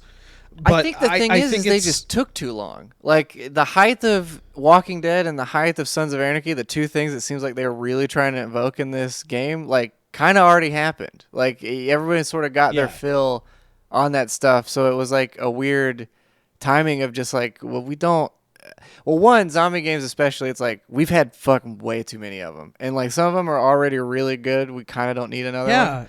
And we have a major franchise on the console that Days Gone 2 would have been developed for. So it's like, what are you doing here? And like I'll give it I mean, now it's going to be on PC, I'll give it a shot. Like I mean, once I see that the port's actually running. But that's the other thing is like if you know you love a game, fucking buy it at full price. Like, dog, we don't. We don't know if this game's good. I also heard it wasn't that great. The word, I don't know what to tell you. The word of mouth around that game, the word of mouth around that game in previews was not great. Like, it wasn't. I remember great. Jeff on Giant Bomb was talking about like he was at E3 or some show, and every time they walked past it, there was like he just got a weird feeling about the game. Like the tech demo of that game was like, oh, there's millions or thousands of freakers on screen. Mm-hmm. But like he would always go by the game and it's like some menial thing happening, or it just didn't look exciting, and like it looked like one of those. Well, so like hearing the word of mouth around it just didn't propel me to want to buy that game at all. No, and it was also that crux where like you see a trailer, but you kind of see the same trailer like 5 times. Where you're like, is this game anything else, or is it just these like 10 scenes and that's all we're getting? Because it's one of those deals where it's like it's like what happens with a lot of popular movies nowadays is where it's like you see everything you're looking for in the trailer and you're like, well, I've already seen this movie, I don't really need to see it. Like I'll maybe miss a few key things, but realistically I'm probably not missing anything. And yeah, just the arrogance, it's really the thing of just like I'm obviously a ton of work goes into these things, and these people like their lives are dedicated to it for this amount of time, and like it's a big part of their life, and it means a lot to them. But just do better, make a better game, and then maybe just fucking. Are you fucking serious, dude? Suck it up and do a better game. No, don't stumble at the finish line. You fucking get more money. No, I think just get more money. No, but I really think like it's one of those things. It's like, with any art piece or anything artistic, it's like, I don't know, man. It might not do that well. Like I've drawn plenty of things I thought were awesome and they weren't that great. Like it's just what happens. Like it's just reject is what I was gonna say. Reject. You weren't. That was that was the word I was gonna say. Yeah. Nice. That's what we meant.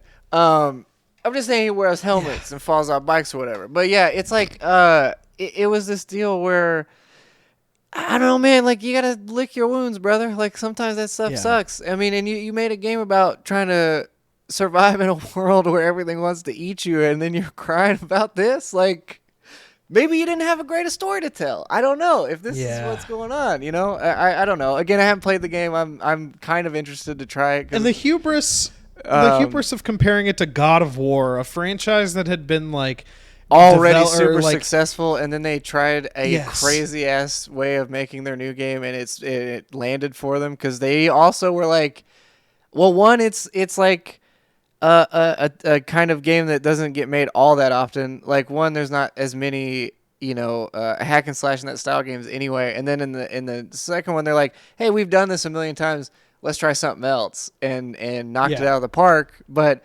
Obviously, it's a big studio that has a lot of pedigree and all this stuff, so I get it.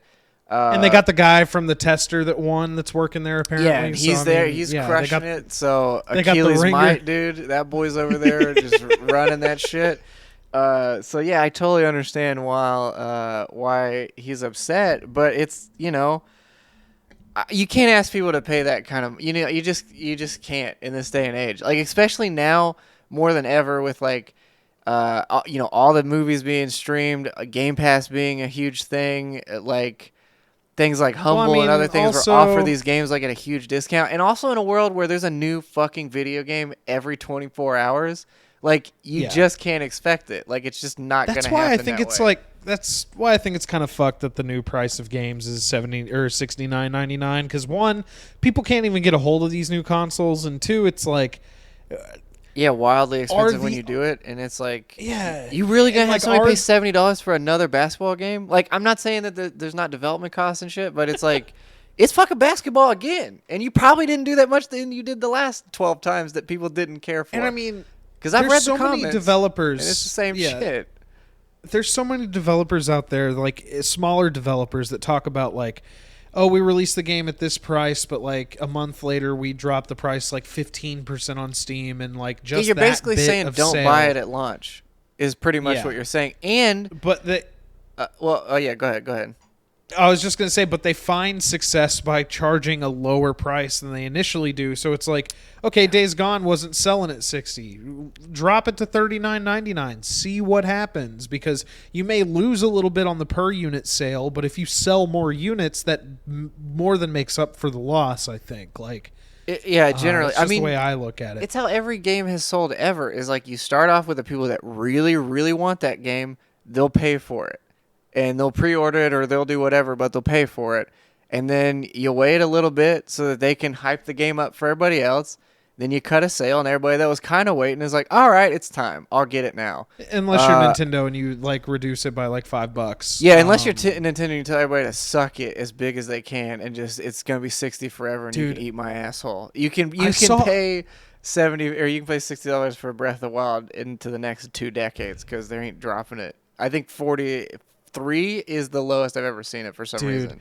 There are still Wii U games in stores that are like $50 new. Like there's still I think right before Toys R Us closed, the one at a mall near us, like they had Brawl on the Wii or something, and it was clearanced and still like $45. Like, well, that was Reggie Fils-Aimate's dying wish when he left the company. He was like, make them pay. He's like, if I love the Wii U, make them pay. If they come after that, they're gonna pay. Have you seen that Jeffrey? Or real quick, have you seen that that interview he did with Jeff Keighley that Reggie did when the Wii U was coming out, and it almost had like a very hostile tone to it. No, I haven't. Fuck. I think we should. I kind of want to play it on the show real quick. Dude, Reggie Fils-Aimate is like 5 workouts from being a pro wrestler. The way that dude looks, he's built like a fucking tank. He's so huge. He's such a mountain of a dude.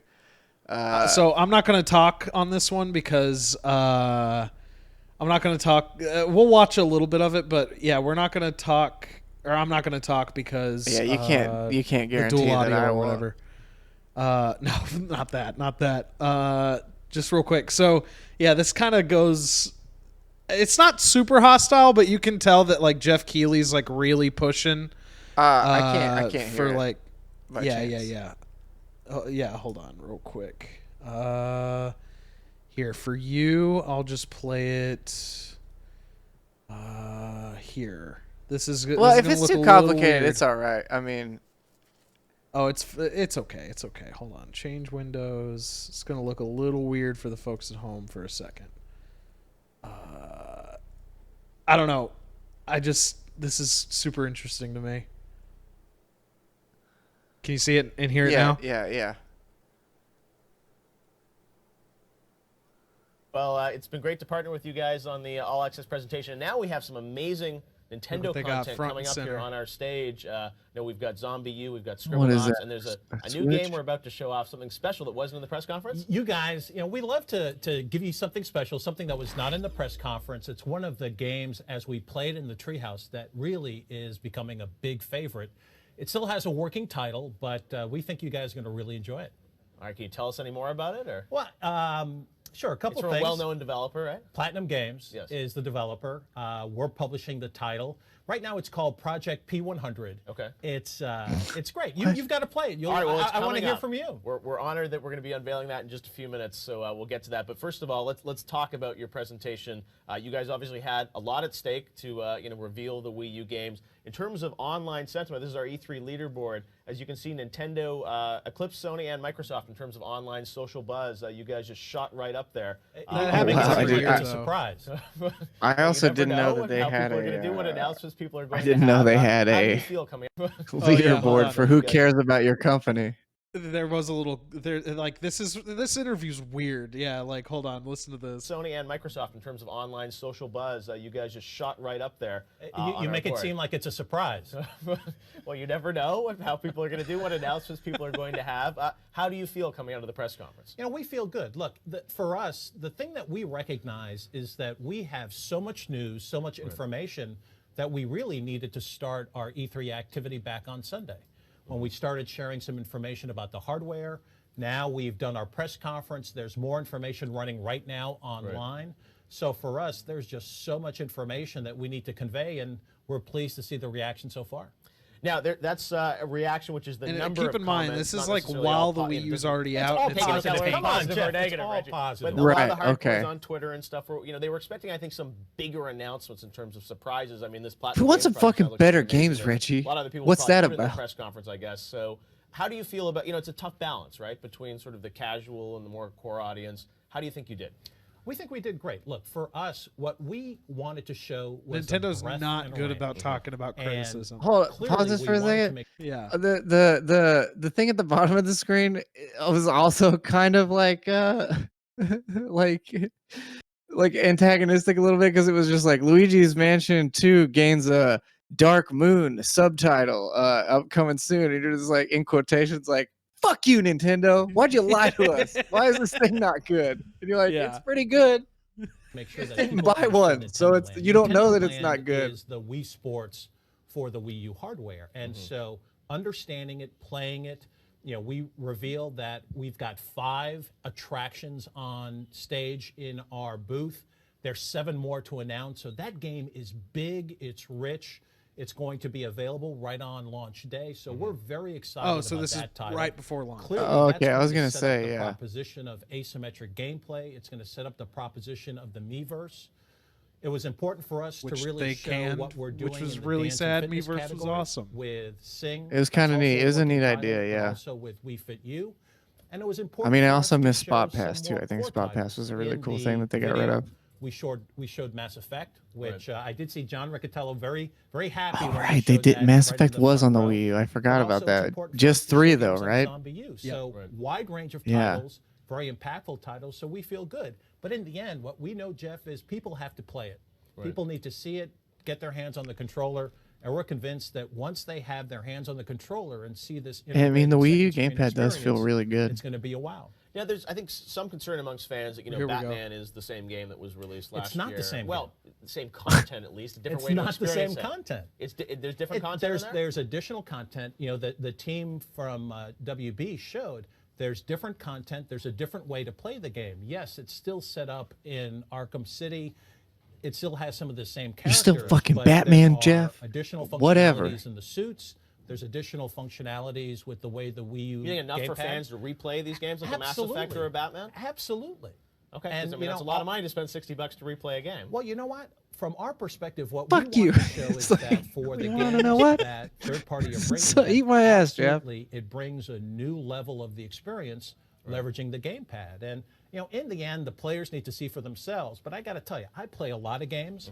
I will be buying Batman Arkham City Armored Edition. It has. You don't need to buy it, Reggie. Okay, Reggie. Let's not. That's a bit. I have to show him some love too and buy it myself. Come on. Now the fans, I think we're hoping maybe another Smash Brothers or something else announced. What do you have for sort of, this is all launch stuff that you're showing basically right now and beyond that? What we're showing is everything that's going to be out either on launch day or through what we're calling the launch window. And so, that's what our we focus. call the launch We've already window. Said that there's what we call a launch window, which is 2.5 years. There's going to be a lot more great Nintendo first-party content What we want to focus on is what's going to be available in that launch window, including the working title that you're. And Jeff, if you keep up this attitude, I'm going to launch you out of a window. How's that sound? See this big one right behind us? See this big one right behind us? I can throw a skinny little bitch like you through this, no problem. Exactly right. You did have to yell at me. Ask me about Arkham City. Is there new content? You can fucking use the Wiimote as a golf club, Jeff. All right, Reggie. The gamepad's the ball. Do you know anything about it? Holy shit. I'm glad it's on Spike TV, dude, because I'm going to spike you like a volleyball down on this love seat, you son of a bitch. It's just so funny to me. Yeah, that Nintendo at that time, like, you hardly ever see them sweat, but, like, they don't like being pressed. Like, that's the one thing about Nintendo is that, like, don't press them. I mean, to be fair, it's a valid question he asked. It's like, do people really want to spend $60 to play Batman? Not one of the great Batman ones again, and it's like, I mean, I guess I can't really remember that one, so maybe it was a good one or not. I can't really remember. Yeah. And Mass Effect 3 also was like was good. I liked it a lot. I mean, but I also played it after the ending change or whatever, so I don't know if it was how bad it was to begin with. But it also wasn't one that got like super well received off the get go either. That also, you had already played on better hardware, so it's a really weird sell. So it is like a pretty fair question to ask him. For sure. But yeah. Shit. Hey, so we do a little thing on this show if this is your first time watching on Twitch. Or your first time watching the show on YouTube, because this will be after this. But it is... we usually do this day in video games. The current day that we're recording as, not the day that this episode comes out, which is going to be every Friday morning. And it also technically pulls tomorrow's date, the day that we're recording, so it's like... So it's never actually the day. So that's... but the video games did come out this day that we're looking at. Yeah. Close to this week of the day that we're on. For sure. But to that end... you ever played Yi Air Kung Fu Japan, dog? I don't think so. Can't say I have. Yeah, we go through the list and we kind of look at things, and if there's anything, sometimes we have a cool thing happen where we'll talk about a game in the episode, and then we'll get to this part. I think we're like, oh shit, we just spent like 20 minutes talking about this. Yeah, that does happen fairly often, but it has not. It doesn't look like it's going to be happening today, judging by this list. Also. I don't think it's what you think it is. Okay, it's not what I thought it was. I thought it was the Die Hard arcade game. Okay, yeah. This is not that. Negative. It is. Yeah, it is not. Yeah, not what I thought it was. I don't know. I mean, Mario Golf Advance Tour is about the only thing I've played on this list so far. I mean, I guess Pokemon Diamond and Pearl, but I never spent too much time with them. And we talked about this before, but I dropped off Pokemon like Sapphire, so I never played like the DS era games. But I hear that Diamond and Pearl are like some of the best. I think Ruby was the last one that I really played, and then the Switch one I gave a pretty good run at, and still realize it's the same game. Shit! Yeah, We'll get there. We'll get there. It's coming up, but that's a good notice. Yeah, because that is like tomorrow. Or no, the 23rd. I guess that's Friday. I imagine. So I've never played the Shin Megami Tensei games. I've only played I've played like a little bit of P3P. I played some Persona 4, and I almost beat Persona 5, and I didn't. Like, I kick myself over that every day. Like, I'm eventually going to beat that game, but... I need to finish Strikers now that you say that, because I mean, Monster Hunter just is fully consuming, but now that I'm, like, finished with it until the content update comes out, then I'm like, maybe I'll... Probably not, because I started playing everything on this goddamn 3DS, so I probably won't be. I also ordered, just for the sake of not hacking this fresh one, one of those carts with all the DSi games on it that you can that loads up SpongeBob or whatever, and then has every game on the DS ever, because they're like $30. But yeah, actually, to that end, The World Ends With You is one I want to actually try, because I've heard that's really good, and I haven't. So do you have a minute to talk about the lore of Kingdom Hearts 3 for a second? Okay. So anyway, Myst. I played the original one of those. That was pretty good. Nier. The World Ends With You is a good game. Just real quick, like the DS one's the best way to play it. The Switch version's weird, but it's doable. Also, Nico is in Kingdom Hearts 3. Sora and Nico kind of like meet in Dream Drop distance.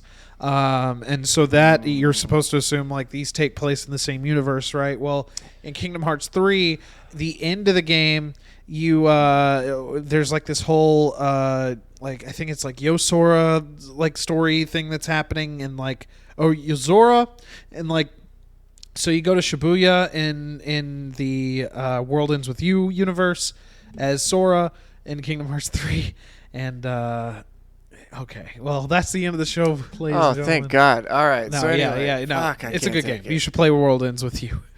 It's really good.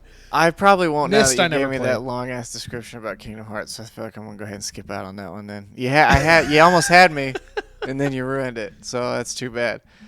Near Replicant, I'm excited to play that. I would like to see how the PC version is first, because that last one was pretty rough, and it's still rough because they never patched it. So, and then they put the Microsoft one. What's up? Yeah, because the Near Replicant was before Automata, right? Like, because 100%. Okay, and then there was there was another Near game before, the 360 one. That's the one I was thinking of. No, because that's it. The first one was like a really different game, and I think Near Replicant is more. Well, pull it up. I mean, I guess you're gonna only find the new one, but pull up some footage of the old one real quick, because I can't really remember.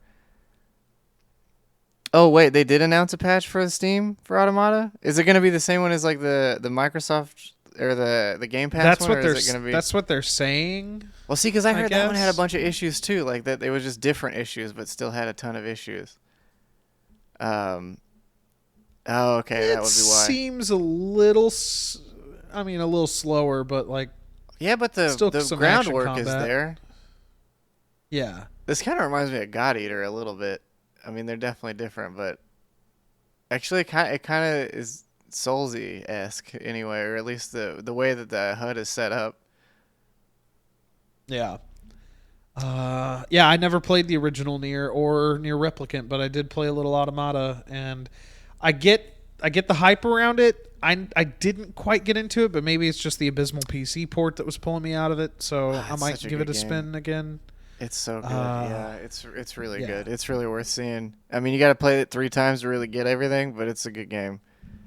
Dead Island Riptide sucked after the first good one. Riptide was like quite a bit of a bummer, and then we're still waiting on Dying Light 2, which we'll probably never get. If you're talking, hey, zombies, right? There we go. There's something to do with zombies. Not specifically this game, but we're getting there. About a semicircle, but either way.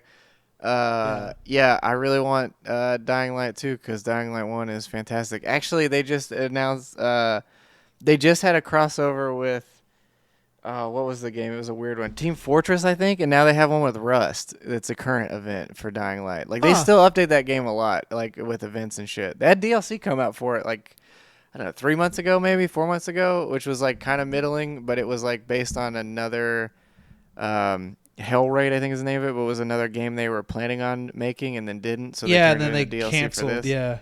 I agree, Red Rocket. That first Dead Island was so interesting, and it's such a good game. And I don't know how they fumbled the second one and then never made the technical second one, but made that follow up that was just weirdly bad. Like it was bad. It was weird and clunky. Like I don't know. It was really strange because the pitch for Dying Light was so cool. It was just or not Dying Light, but Dead Island was just like. It's zombies, but in the tropical environment on this fun beach. And it was like, I would have loved to see that escalated. Like, give us some jet skis and all this other crazy shit. Let's fly a plane, maybe. Let's get wild with it. But no. Dying Light is the next logical evolution of that. And Dying Light 1 is really good. I hope Dying Light 2 comes out. It looks sick. But we'll see, because it's been a while and it keeps getting pushed, so we'll see. Speaking of Wii U failures, Star Fox Zero. I agree. Yeah. Yeah. Honestly, I didn't hate it as much as everybody else did, but there's like unnecessary shit in that game, like the walker segments and like the aiming and targeting was one thing, but like some of the just gameplay stuff you were doing was not fun. Like that was really got me. That was another. Actually, Max Payne was another game that kind of came out that way that I kind of liked, but a lot of people didn't love it. that not the original 2 Max Paynes, but the GTA engine, I guess, Max Payne game was no pretty the neat. PS4 Max Payne was like the Rockstar's Max Payne. Yeah. Like Rockstar developed, because the first 2 Max Payne games, I believe, were developed by another team. Yeah, I think it was Max Payne 3. I think that's right. I mean that's the game I'm thinking of, which I think is that, right? Unless they literally just re-released the first one. Oh, okay. Well, that game is still good, but that's not the game I'm talking about. Yeah. I'm thinking of Max Payne 3. Yeah, Max Payne 3. Well, and in my head, because games been doing this lately, I was like, oh, they just dropped the 3 and just named it Max Payne. But yeah, you're right. It was just Max Payne 3. Yeah. If they released Max Payne today, it would have just been called Max Payne. Like, they wouldn't have. That would have been their rebrand of it. Yeah. Yeah, and I agree. I think the noir style was cool. They just did a lot in the 3 with like, honestly, with like simulation stuff. Like the cloth simulation would gather blood on it. You'd have bullet holes that would do it. That was like one of the first games that had, like moving fabric that was more of like a texture that would shift when you would run. So like your clothes would kind of like bunch up and stuff when you would move around. Like they were doing some really neat stuff with it. The game itself like had its moments for sure, and it was definitely not the best game, but they were doing some pretty interesting. It was kind of the same thing as like LA Noire. Like LA Noire was really rad, and they were doing some really interesting tech with like the face stuff. This was sort of like that, but with like clothing physics and some other things. Like it was neat. Well, also for what was there, but it was like almost like, I know it was almost juvenile to call it this, but it had like an almost like Miami Vice style like kind of vibe to it. Yeah, I just don't think they leaned far enough into it to make it like I think their fear was probably like, well, we can't make another Vice City game, but even though you definitely could, we would definitely play another Vice City game. That would be no problem. Very well. Because it seems like Max Payne 3 kind of dropped like a lot of the depressive story and melancholy of like those first 2 games. I think it still has pretty sad. Like it's some pretty sad shit. You know what? I can't actually speak to it. It's been such a long time since I played it. It has some of that. Like Max Payne is still like a miserable drunk or whatever, but yeah, that's true. That's canon. Yeah. It's just it didn't feel as dark as like that first game, because that first game really did kind of like, I don't know, it like with his family dying and shit, like it does kind of hit that dark tone really quick. Yeah, let me see if I can find this. I'm just gonna quickly see if I can find the story to Max Payne 3, like just a plot summary. I know that he's like a private bodyguard for like a big important guy.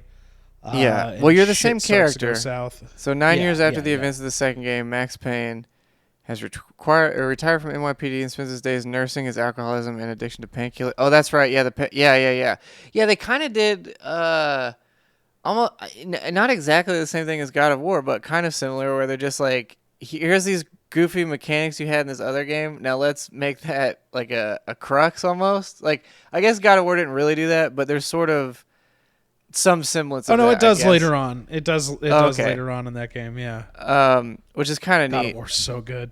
Yeah. I couldn't get into it. I tried. Like, I know it was really fun to some extent, and I would love to finish it. I honestly, it was the frame rate stuff I had the most problem with. It's another one of those games where I just want a PC version of it, and then I'd probably really enjoy it. But I was having some performance stuff I wasn't loving. And you had a base PS4, right? No, I had a PS4 Pro, and that was what was even weirder. It's weird because I didn't have performance problems with it. I don't know. It was odd. I was not feeling it. Well, also maybe that setup where like I had not owned a console since probably the PlayStation 2 or GameCube. Honestly, like that's like the first console I really owned. When I just got it to play Monster Hunter World. So like maybe that was it. I was like, man, this is way worse than 144 frames for the last like whatever. Yeah. How many years? I got the PS4 Pro. I got the PS4 Pro to play God of War, and the only God of War game I ever played was the first one, like way back, but that the new one looked really good. And sure. Yeah, it paid off. I liked that game quite a bit. Yeah, I did. Well, I got to play Red Dead Redemption 2. That was nice. And then Yeah, but it was primarily just to play Monster Hunter because it was not going to be out for PC for another year, and I had to know because it's my favorite franchise. Yeah. Anyway, let's see. Oh, yeah. That's what I was going to ask you. Is Star Fox Guardian the thing that came with Star Fox Zero? Yes. Okay, because when I was at the store earlier, they had like 8 copies of Star Fox Guardian by itself, and I was just curious. And it was like $4. Yeah, it was basically free. You pretty much left with it. It was an entry. They like when you walked in the store, they gave you a copy of it, and then you could give it back to them when you left if you wanted to. Yeah. I can't imagine. I mean, Mortal Kombat 11 is really good. I don't know that I would ever want to play that on the Switch. Yeah. And then, hey, Yakuza Kiwami. Everyone should play the Yakuza games. They're fantastic. And Like a Dragon's real good. And I actually saw the PS5 copy of that today and almost bought it, even though I don't own a PS5 and have no real intention of it. I saw it and I go, damn, I love that. I love that game. God, I love Like a Dragon. It's so good. Fuck. Oh yeah, Mortal Kombat 11 on the Mortal Kombat 11 on the Switch was kind of a nightmare, especially like the I forget what they call it, but it's like their like almost dungeon kind of the crypt stuff in that game was like very bad apparently on the Switch. Oh, sure. Shit. Yeah, I could see that. Actually, the PC version of that has some weird frame rate issues, and I think it locks itself at 60 when you go into the crypt. Like it doesn't even let you run it at your unlocked frame rate, or the frame rate that you have it set to, which is pretty interesting. But yeah, well, guys, I think that's the episode. That's fucking games, dude. I think that's video games. This was a successful stream. This was a fun stream. Yeah. It didn't drop. Mortal Kombat movie Friday. My boss actually rented out a theater for him and some of his friends. Oh, you're not going? No, I'm going on Saturday night. Oh, fuck yeah. I'm going to watch it on HBO Max on Friday from the safety of my home. But yeah. Well, hey, I wouldn't go if I wasn't like getting vaccinated like Friday, like, you know. But if it's him and like friends and they're renting a theater out, I feel pretty safe with that. Sure, yeah, fair enough. I mean, you're legally required since he's your boss. But just kidding. Anywho, subscribe for your +1. Shit! Yeah, also for +1. Yeah, there you go, dude. Bring him with you, dog. Hey. But yeah, thanks guys for watching. We'll be doing, I guess we'll probably try to do this every time now. So usually we record Wednesday nights, and then episodes are on YouTube that Friday morning, which will be youtube.com/c/birthdaysparty. Or you can look for It's Your Birthday, but it's a little hard to find because I picked a name that's kind of tough to get a hold of when you're actually just Googling for it. But either way, you're here. You found me. I should have links to stuff below, so you can go to my YouTube and stuff. I do plan on. I actually plan on doing a lot more streams and content soon. I've been writing some cool ideas down in a little book of mine of things I want to start covering and streaming. And then you got to throw that book out the window, Christian, and just do things on your own time. You don't even got you got to be doing it different or whatever. I just got to do it all from here. I just got to do it from here and pat my heart and from there and there and there. Rub my heart and pat my head. Yeah. What's up? I can't. I don't know. That's really hard to do. Well, anyway, that's video games. You can find me at Birthday Party. And then, we'll see you guys all next week. Thank you all for tuning in. Red Rocket, thanks for hanging out with us, brother. That's been some good stuff. Don't be blowing kisses Fuck out of people here. You don't know, dog. Thanks, guys. See ya.